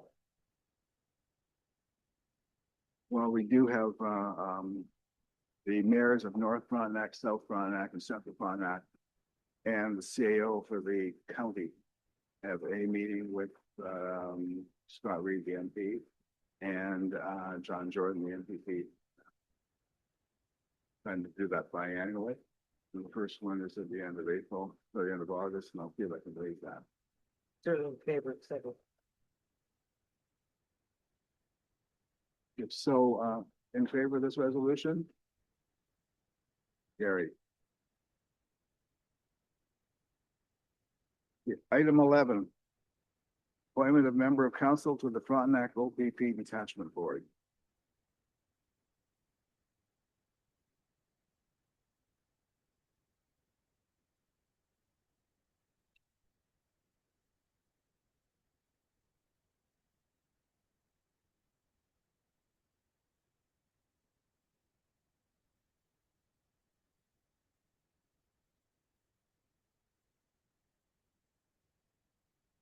Moved by Councillor Good, seconded by Deputy Mayor Inglis. Be it resolved, the council receives for information the Chief Administrative Officer's administrative report entitled Appointment of Member of Council to the Frontenac OPP Detachment Board, and the council appoints Councillor Blank to the Frontenac OPP Detachment Board. Comments, record nominations for Deputy Mayor, then Councilor Fowler. I would like to nominate Councillor Powell. Who has time and interest. Councilor Fowler?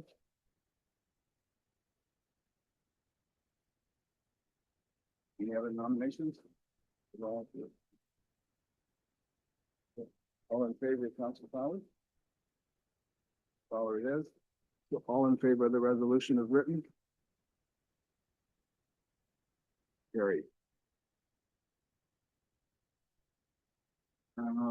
Item 11B, Shore Road Allowance Closure, Approval in Principle, Jerriback and Freeburn.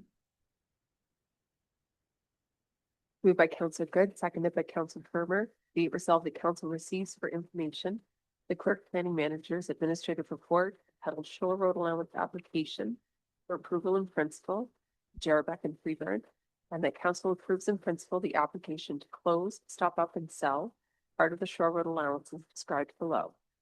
Part of the Shore Road Allowance lying in front of part of Lot 8, Southwest Range, Geographic Township of Clarendon, Big Gull Lake. Part of the Shore Road Allowance lying in front of part of Lot 24, Concession 6, Geographic Township of Barrie, Kashwakanok Lake. Comments? In favor of the resolution? Carried. Item 11C, Manager of Community Development, Office Roof Mounted Solar Panel System and Feed-in Tariff Microfit Contract. Moved by Councillor Good, seconded by Councillor Ferber. Be it resolved, the council receives for information the Manager of Community Development's administrative report entitled Roof Mounted Solar Panel System and Feed-in Tariff Microfit Contract. And the council approves replacing the existing solar rooftop system with a system of the same capacity using a sole source purchase awarded to the current service provider. And the council instructs the treasurer to take the estimated cost of $16,000 for for the replacement system, including the inverter, from the Infrastructure Sustainability Reserve. Comments, Deputy Mayor and then Councillor Hermer. Darwin is the company which is providing current estimate for replacement. Same as the company that provided this originally. No, I believe it's a different company, but they've been providing the service and maintaining the system for us for a number of years. The obvious comment is, this is 12 years old. Why have the solar panels failed after only 12 years? Yeah, I can't answer that. I know it started out as a problem with an inverter last year. The problem, what was suspected to be a problem with the inverter this summer, the other inverter. And then it turned out to be a problem with the panel. We still have one good inverter of the two. And the proposal is to simply put new panels up to the same capacity as the existing. That's right. We did look at the option of increasing the capacity of inverters and panels, but they reviewed our agreement for the microfit contract, and we're not permitted to increase the capacity. But I guess my comment also is the capital cost of replacing it has come down dramatically in the 12 years. Hopefully the reliability will be better. Councillor Herman. Yeah, I see that the current one brought in 14,000 and the new one's gonna cost 16, so it looks like we're looking at a possible loss again. I looked at that too, especially considering that the environmental task force tabled an idea to put put solar panels on all cruise ships. And it was $200,000 idea that we asked them to, work on that, bring it back to us. And the idea of this system was on the roof, because it's very small compared to what could be up there. But is there an issue with terminating that contract, or can we get out of the existing contract? Or because if you're looking at doing this, we're hooked into 2033. Theoretically, we should finally recoup a little bit of money. But I don't believe it. Somebody tells me 7 years payback. This is exact proof that we'll be lucky we get any payback at the end of this type. So theory versus practicality. Erwin? The current system, when it was operating properly, was bringing in 5, 6, 7,000 annually. So for this analysis, it just took an average of 6,000. 2018, it was zero, but it was because we renovated the shop. And then we were down a year after that, just because of the way we brought it back into service. The last couple of years, it had dropped to 4,000 and then 3,000, which is, if we were following those numbers, would, indicate sort of the beginning of a problem with panels. But so when the new system's up and running, and assuming the new technology is better, like we should be making more than $6,000 annually. So 2.5 years to pay for the $12,000 to replace the existing system. Any other comments? In favor of the resolution? Opposed? Carried.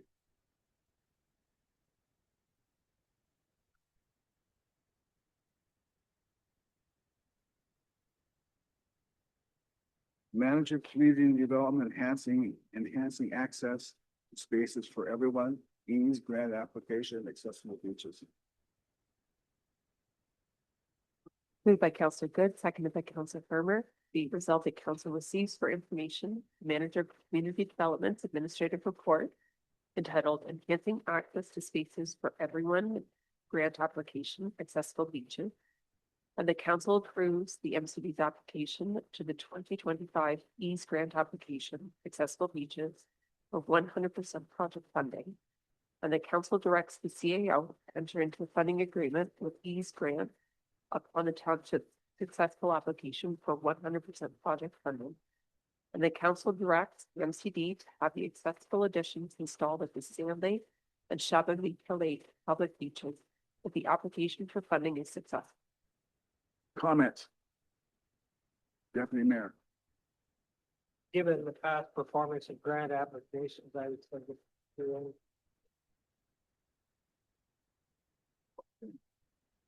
Anyone else? In favor of the resolution? Carried.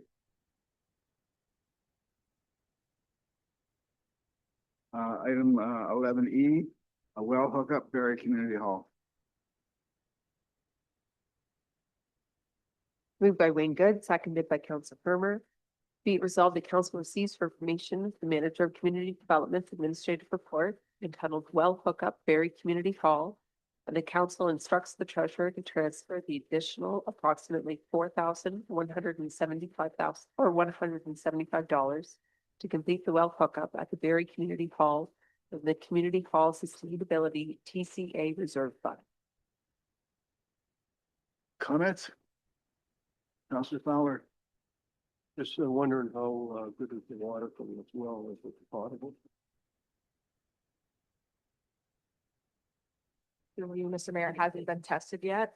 There's lots of water there, and it will be hooked up to our current system, which would treat it if it needed to be. Anyone else? In favor of the resolution? Carried.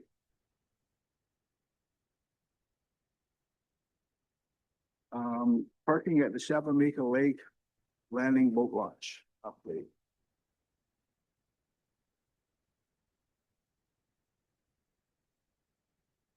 Was prepared resolution. So I'll read the first one.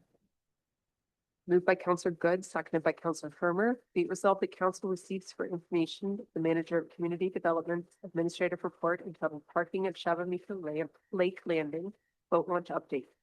And the council chooses option number 1, maintaining the provision of the township's parking bylaw number 5123, which states no person shall park or store any boats or trailers on township-owned, operated, or maintained vehicle parking area for longer than 72 hours unless connected to a licensed motor vehicle. Second resolution reads. Moved by Councillor Good, seconded by Councillor Firmer. Be it resolved, the council receives for information manager of community development administrative report entitled Parking at Chapamika Lake Landing Boat Launch Update. And the council chooses option number 2, creating a pilot program in 2026 for a water access trailer permit for all lakes in North Frontenac to allow registered water access only property owners to submit 1 licensed trailer plate number per property, granting permission to store a trailer at designated boat launches beyond the 72-hour limit. And the council instructs the manager of community development to provide details of the policy at an upcoming council meeting for consideration. Comments? Deputy Mayor? So my understanding is that this is coming out of a request from the Chapamika Lake Association, who have the water access year-round properties and would like a licensing system for trailers. Our response is, well, if we do it on that night, we have to do it all the way. Here I see that there are 439 water access properties that would overlap, like word from staff tells me not to do that. I got that right? Anyone else? Councilor Fowler? I think option 2 is better, options.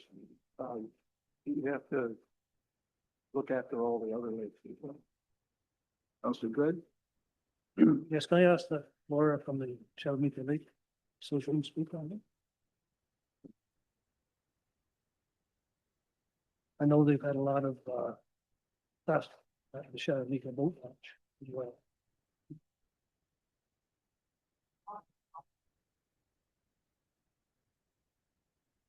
Okay, I'm too short to hold up. Mr. Mayor, Mr. Deputy Mayor, and Councilors, thank you for the opportunity to speak to it.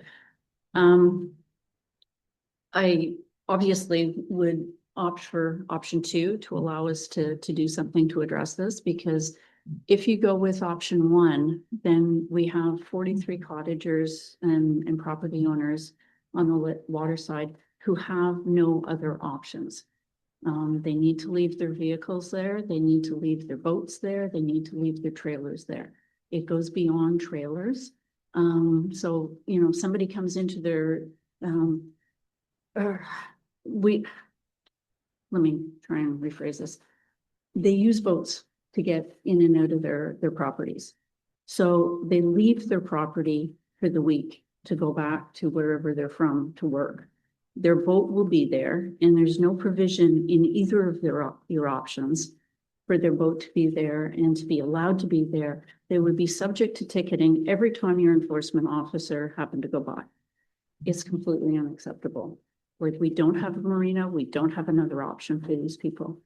Trailers are an issue, but they are less of an issue than having the boats.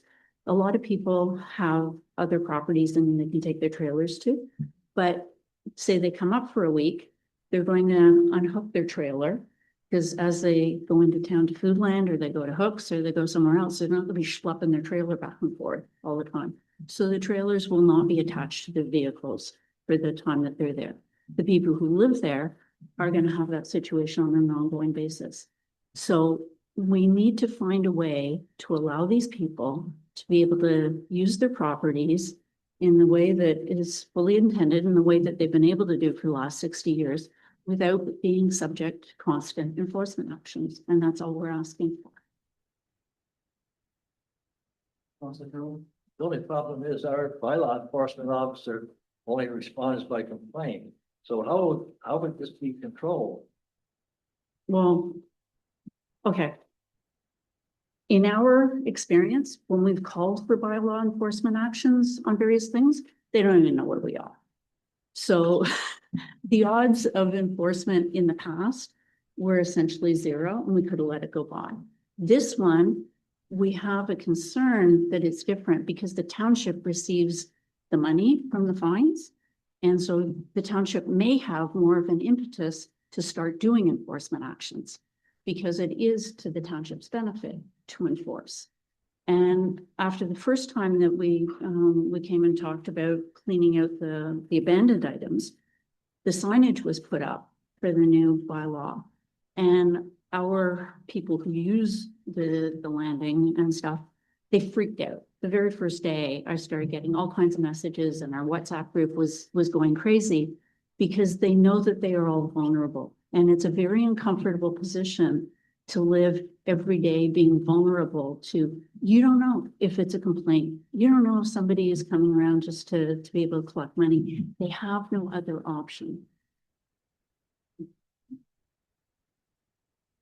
So I think, we will respond to this. I think this is really simple. I told your presentation last time, and there were 7 opportunities to talk to. There's 7 that are permanent. That's how we got to 42 then. There are 43 properties in total on the water side. 7 of them are the people's permanent residences. So the 7 would be the ones, you know, who would be parking there year round. And they have trailers and they have their ATVs that they leave there when they go out. But all of those properties through the course of the summer season would be having boats that would be left there during the week. And the way the bylaw is written, all of those boats would be subject to enforcement action. Correct. Boats are not included in the parking bylaw. Boats are, so In the way that, the parking bylaw is about the parking area. It's not about the boats. So take Shabamika or Mackey Lake or any lake. If people pull their boats up on the shore and they leave them there for the week or the summer or whatever, we don't do anything with that. This is about trailers and vehicles in the park. Actually, it's more about trailers. We don't do boats. Boats are, unless they're on a trailer in the parking lot and they're left there or they're abandoned there, we don't worry about boats there. As long as they're not taking up space or them. So what's happened in the past, sometimes people will park their boats right at the lodge, 5 feet, and then people can't, so we do deal with that. We have them move them, whatever. We don't deal with boats that are parked along the side. It's not part of the parking bylaw. There's no fines for that. It's not about that. It's about the trailers taking up the space. So the issue that we've had through the years is you have 25 trailers parked in the parking lot. Shabamika, you guys are fortunate because you got a huge parking lot compared to, but if you go to Mackey Lake has a small parking lot. How many waterfront cottages, Brooke? 39 waterfront cottages. If 39 people leave their trailers there, no place for anybody to park. And then that's what we're trying to fix. So we have to, we're not trying to pick on you. We're not trying to get fines. That's the last thing we want to do because enforcement costs money. We don't make money on any enforcement. It costs us. Regardless of the fines, regardless of, it costs us more to have the bylaw officer come back and deal with a complaint than it does for what we would get as a fine, by fine. So there's not, it's not about that at all. So that's the issue. The issue is we have parking issues at all of our boat launches. And we have a bunch of trailers there. It's taking up all those parking spots for everybody to park, whether it's seasonals, whether it's, somebody going for the day, whether it's somebody going fishing for the day. And that's the issue. So again, we're not trying to pick on anybody here. We're trying to create opportunities for parking. So what some of the other lake associations or lakes have done is they went and spoke with the landowner, one up in Mackey Lake there 20 minutes away and said, can we make a deal with you guys to park our boat trailers this summer? And they've been successful doing it. So we're not trying to pick on you and we're trying to make it so that everybody can park at these places. And we're trying to expand a lot of them. So I think it's part of our strategic plan is to work with that as well. But again, it takes time, money, and we have to get approval from the M&R in a lot of cases. Going on to Crown Lake. So that's the issue. It's not, nobody's trying to pick on it, but. Thank you for that clarification. The way the bylaw was written and what was put on the signage, because people put like their boats are, the lake is here, the boats are here, there's a small green space and the cars and trailers are there. Our people's understanding was that the placing of the boats along there, it's still township property. It was part and parcel of what was included.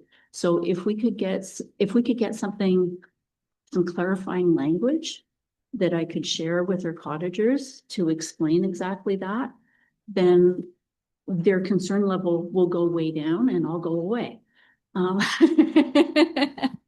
As, I don't believe you. At least on that. But the way it was written and the fact that the signage came up immediately, it just made these people really, really nervous. And so if we can just get some clarification of what the intent is and the fact that once we get those other boats out of the way, they will be able to place their boats there. They won't have any hassles. It's the long-term parking of trailers that's the issue. That was not what any of us understood from the way that the bylaw was worded. So through you, Mr. Mayor, we can look at that wording and we can look at that and provide you guys with clarification. If we think it needs to change, we can certainly change that wording and bring it back, or we can just provide you with clarification. But yeah, just some the intent is interpretation not to wording. deal with those boats. Again, myself, I've gone and taken notes and put them, they're parked 2 feet away from where people are trying to launch their boats and they want to leave. And so I put a note on it, say, move your boat, please, and give them a couple of days. If it's not moved, then we move it or we remove it, right? So again, it's not the boats. It's not, we agree. There's no place for people. You have to have those boats there, Yeah. right? But so yeah, 100%. It's the trailers because they're taking up those parking spaces. Okay, yeah, so if we can work together and get some clarification, interpretation wording that we can share with everybody, then the stress level will go way down. Right? Yes, I'm not sure if there's any problem there or not, but I've seen other boat launches where people take their boat, turn them upside down on the shore, leave them there for 6 months, especially hunting camps. Only used for approximately 2 weeks of the year or whatever. So there has to be a little bit of control. Boats upside down. Not that stern. Right. When I mentioned that, I think one of the things is pretty complicated. This could be a pilot project, do it for 1 year, 2 years, give X number of passes to the lake association, let them administer it, we're gonna see how it works. And, let them police how many, they're all like there's 43 properties. I was working on the 7, so I'm thinking 7 plus 7 visitors, looking to say, we're giving 43 passes. And you arrange with your members. Not everybody's a number, right? No, and those are 43 properties, not members. So we're not speaking on behalf of members, we're speaking on behalf of all of the property owners. That's where I was coming from, but if we can come to some resolution, we could fill this motion to another meeting.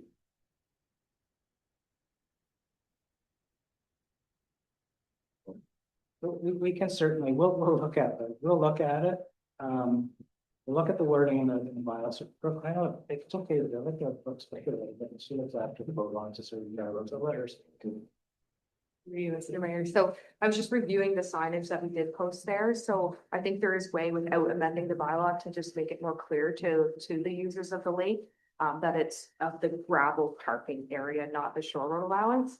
And we are planning to still work with Shawinigan Lake Association on the boats. We're just trying to wait till we got everything figured out, and some of the boats along the shoreline that are being abandoned, you know, they've been left there for years, nobody's coming back.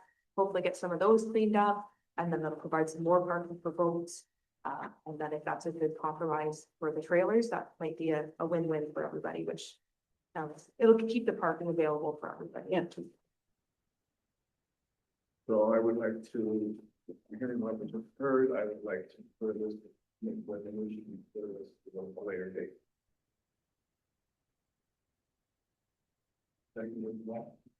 Or just the way the folks have to do it.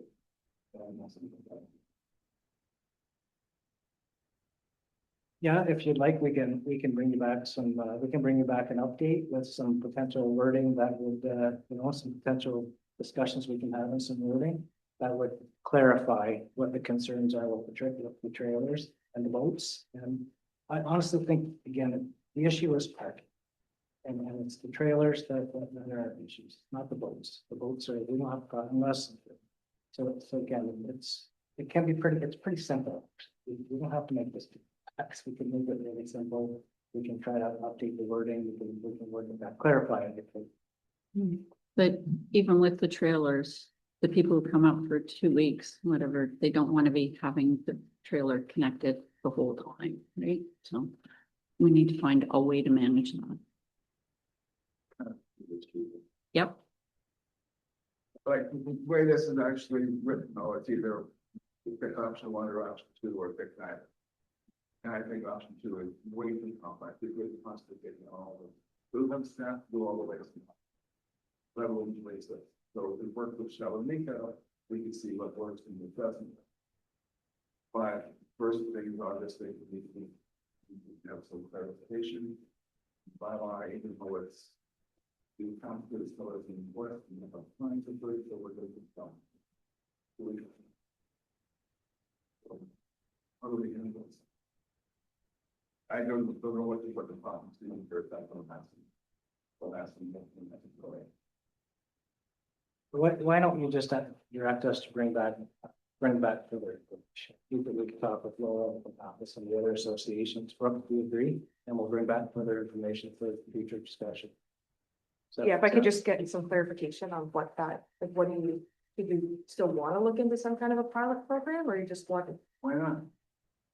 I mean, we encourage everyone to, every lake association, find their own property. Most associations have a full logic, whatever. This particular, location has geographical issues and stuff like that. Don't remember, but they all there without going back to the presentation. Difficult most like ultimately the last time we taught. And, I would like to invest a big way to start. If it doesn't work, doesn't work. Well, these are public vote contests, so how do we distinguish public from the people that are cottage dwellers there? And how do we deny public access? We don't, but you would stick on the card that the coming in the rich over there about saying this is the ability to park there. Like parking on in a special parking lot. Anybody in your, whatever it is, you sit on your dash, or maybe it's starts to fail. So that would be option 2 then. Yeah, that's 407, whatever all the food watches are. Don't want to do that. You can help it. I don't think you have the staff for that. That's probably how we do it for one lake and not all of them. Pilot project, works there. And the flow the other way, so we're there, and by that. And we're volunteering to do the grunt work for the pilot. I'll pick you in any other lake, but be fair. That'll be there's no limit.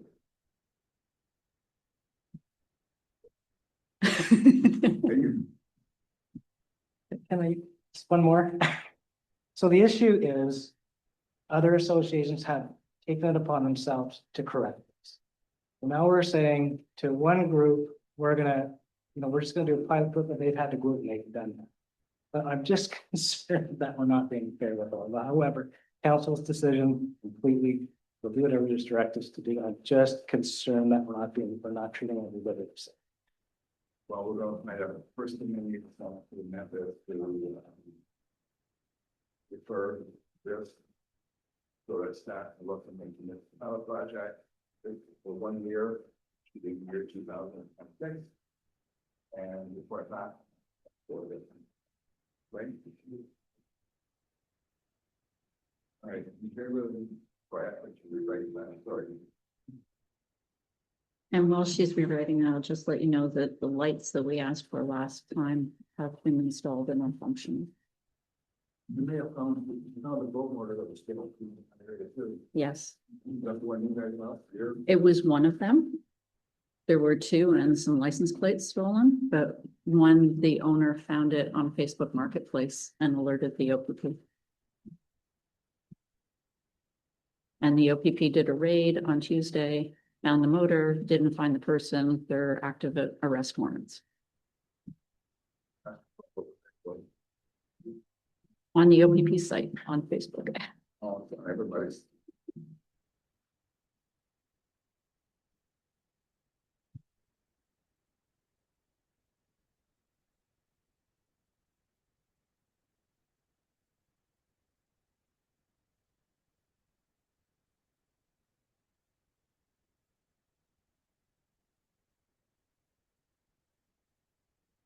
Moved by Counselor Good, seconded by Counselor Farmer, be it resolved that council receives for information, Manager of Community Development's administrative report entitled Parking at Shabanika Lake Landing, Boat Launch Update, and the council chooses option 2, creating a pilot program with Shabanika Lake Association in 2026 for water access trailer permit to allow registered water access only property owners to submit one license trailer plate number per property, granting permission to store a trailer at the designated boat launch beyond the 72-hour limit, and that council instructs the manager of community development to provide details of the policy at an upcoming council meeting for consideration.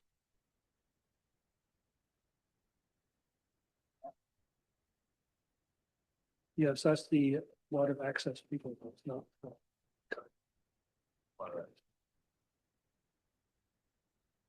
Okay, in favor of the resolution as amended?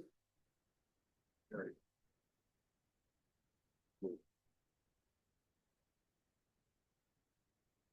Okay, item 11G, a request to extend the 50-kilometer-per-hour speed zone on Ardock Road.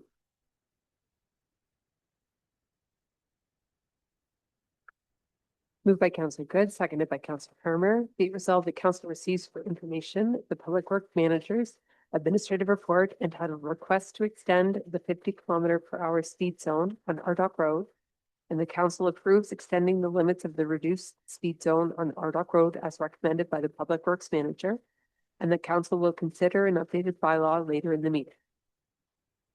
Discussion? Councilor Fowler? I think this is a good proposal. I've been by that area many times, so I can see what they're trying to do. They're trying to develop part of that property. And for public safety, I think the speed limit should be at 50. Looks like they're setting up a food truck there too. I noticed that. Anyone else? In favor of the resolution? Resolution carried.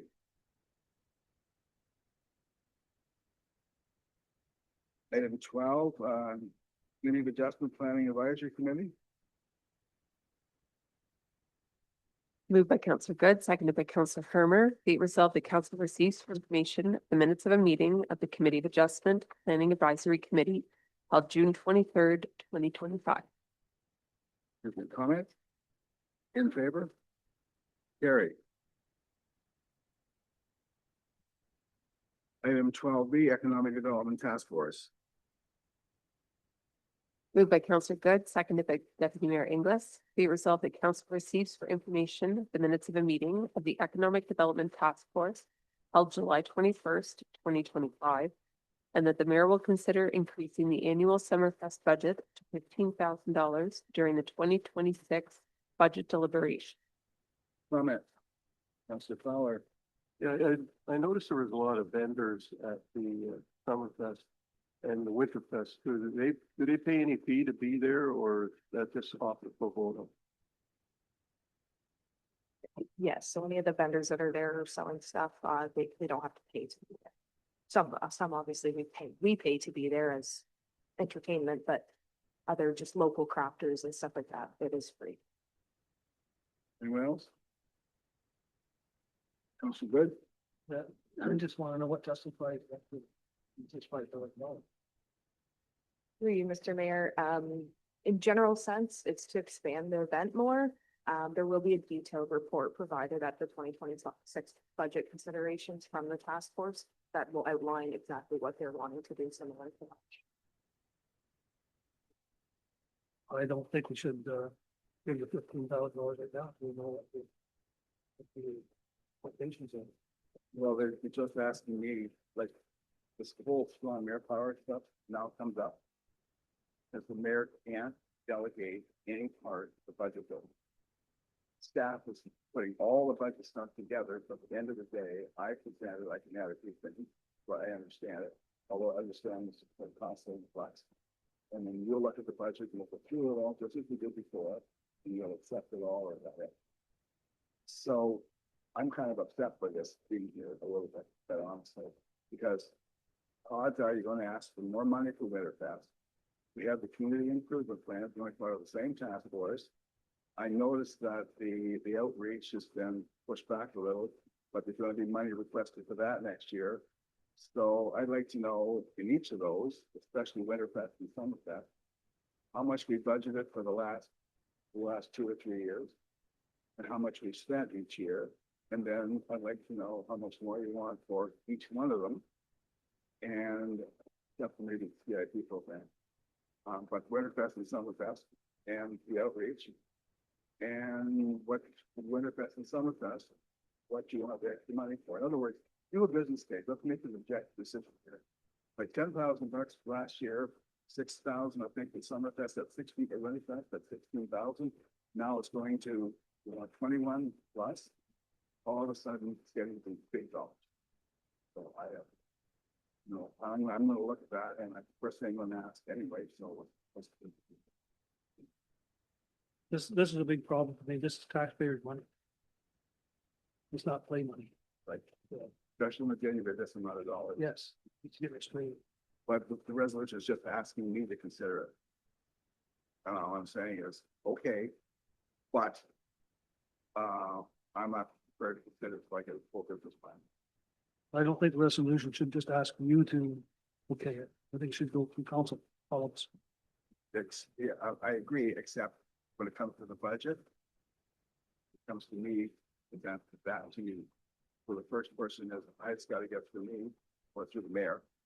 And then council could say, I want this change, I like to change. Oh, wait, I promise. But you'll make sure I don't anyway. I know this. Deputy Mayor. Is it not the case, quite of the strong mayor powers that we can be overridden by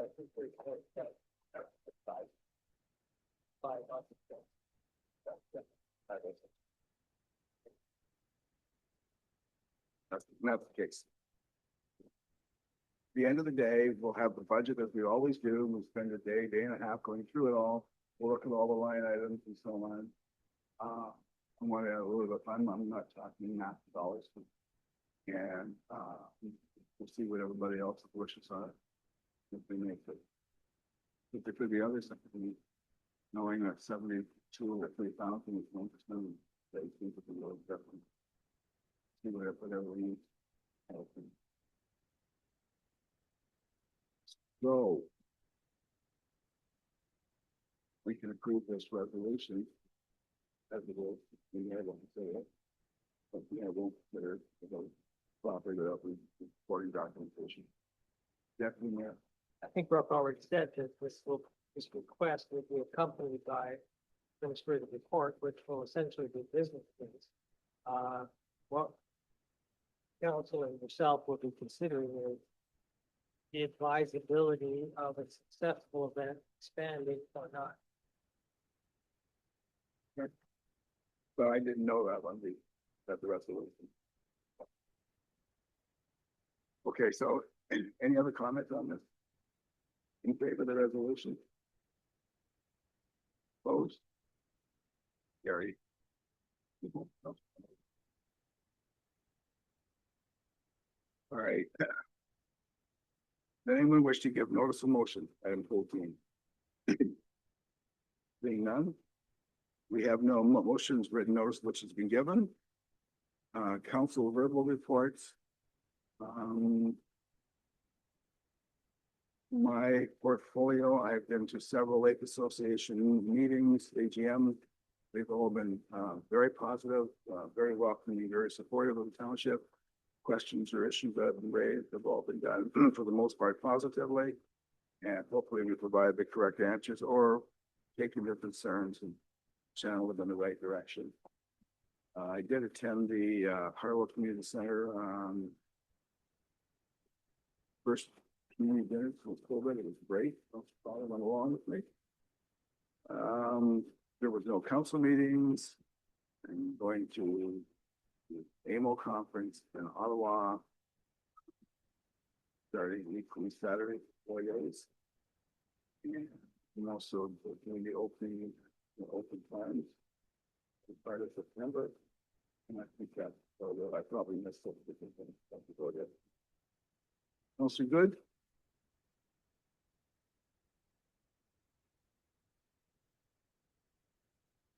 Also YouTube.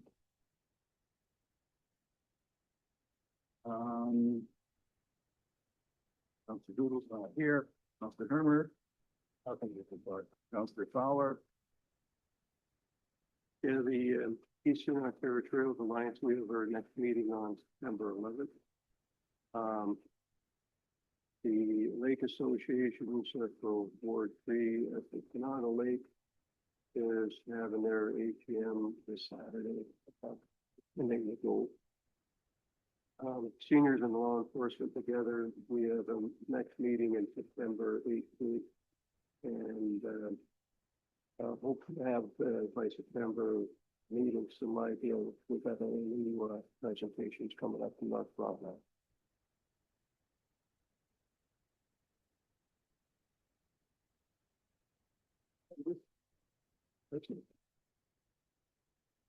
You're gonna be able to, We'll work around it. yeah, okay. Deputy Mayor England. I'll be at the Canada Lake Association on Saturday with Fred. Following that, there's a big open house for 50th anniversary of the fire department. Okay, thank you, one and all. Introduction and reading of bylaws. Moved by Councilor Good, seconded by Deputy Mayor Enda. Be it resolved that we be given the mover to introduce the following bylaws that have been circulated to all members of council. Number 2025-35, we call. But not the.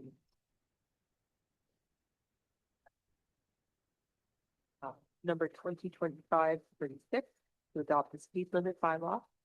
And that this bylaw be read a first, second, and third time and finally. Comments? In favor? Carry. Okay, the next item is item 17, and that's the public forum. And I'd like to start this off with a little bit of an explanation.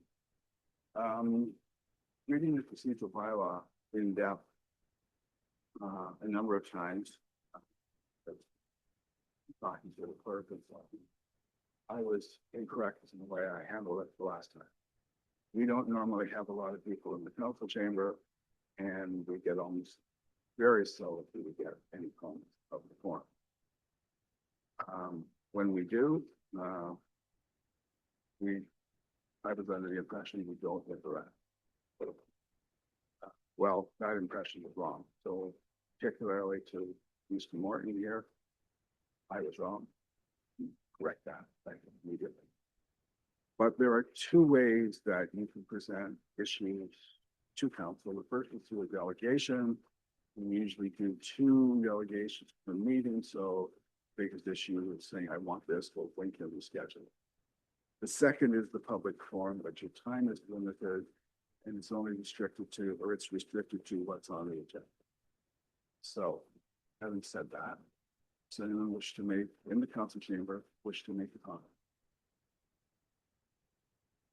Brooke, is there anyone online? Oh, sorry, Don. Anyone?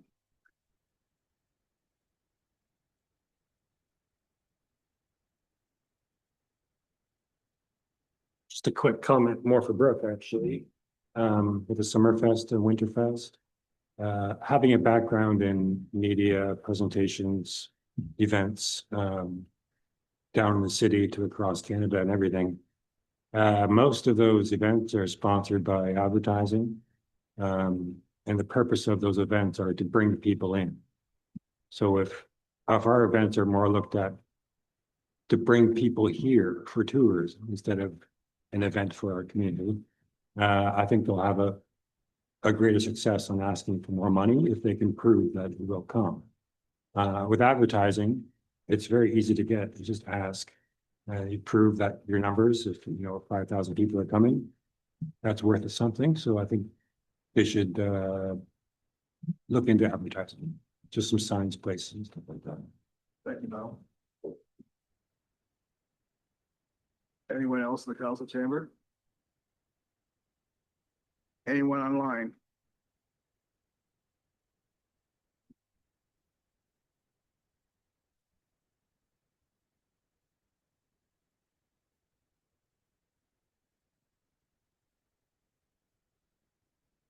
Go ahead, Kelly.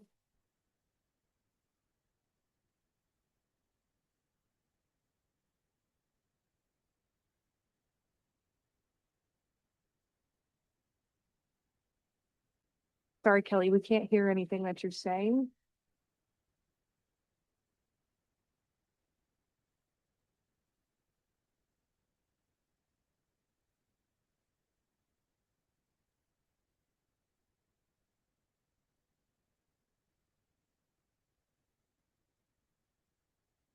Okay, we now asking the council chamber to be cleared for the moving into a closed session of council.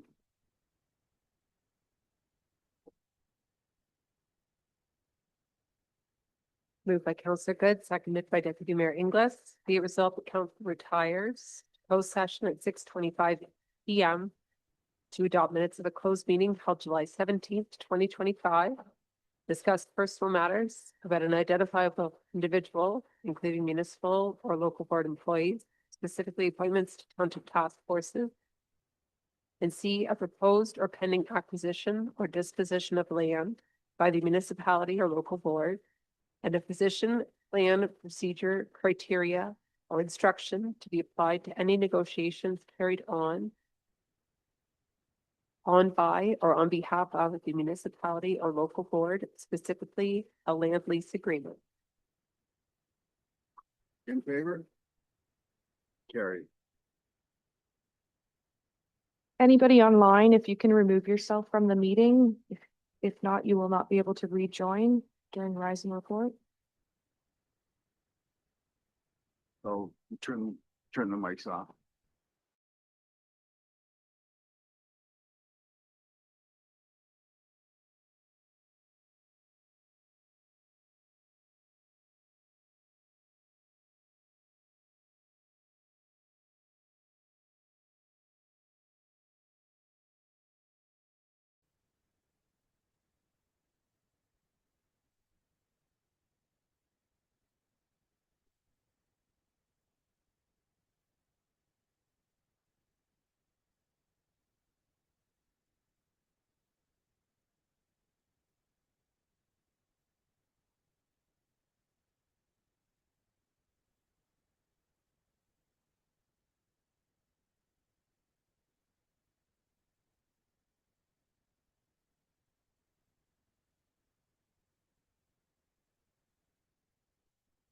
Moved by Counselor Good, seconded by Deputy Mayor Inglis. Be it resolved that council suspends the rules of the township's procedural policy regarding the appointment of a task force member, and the council appoints Betty Hunter to the Economic Development Task Force until the end of the term of council.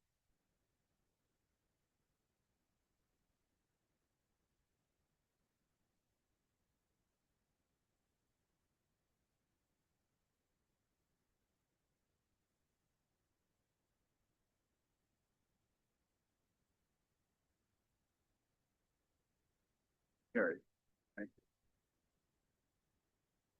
you. The guys never do this, you know.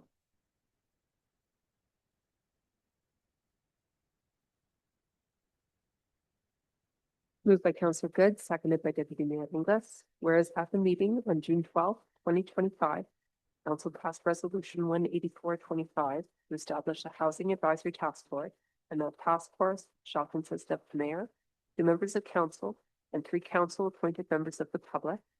Now therefore be resolved, the council appoints the following members of the public to the task force: Tom Hunter, J.P. Melville, and Steve Sunday. Comments? Favor? Carried. Mandatory bylaw. Moved by Counselor Good, seconded by Deputy Mayor Inglis. Be it resolved that bylaw 2025-37, being a bylaw to confirm all actions and proceedings of council for its regular meeting held August 7th, 2025, be read a first, second, and third time, and finally. Comment? Favor? Carried. Adjournment.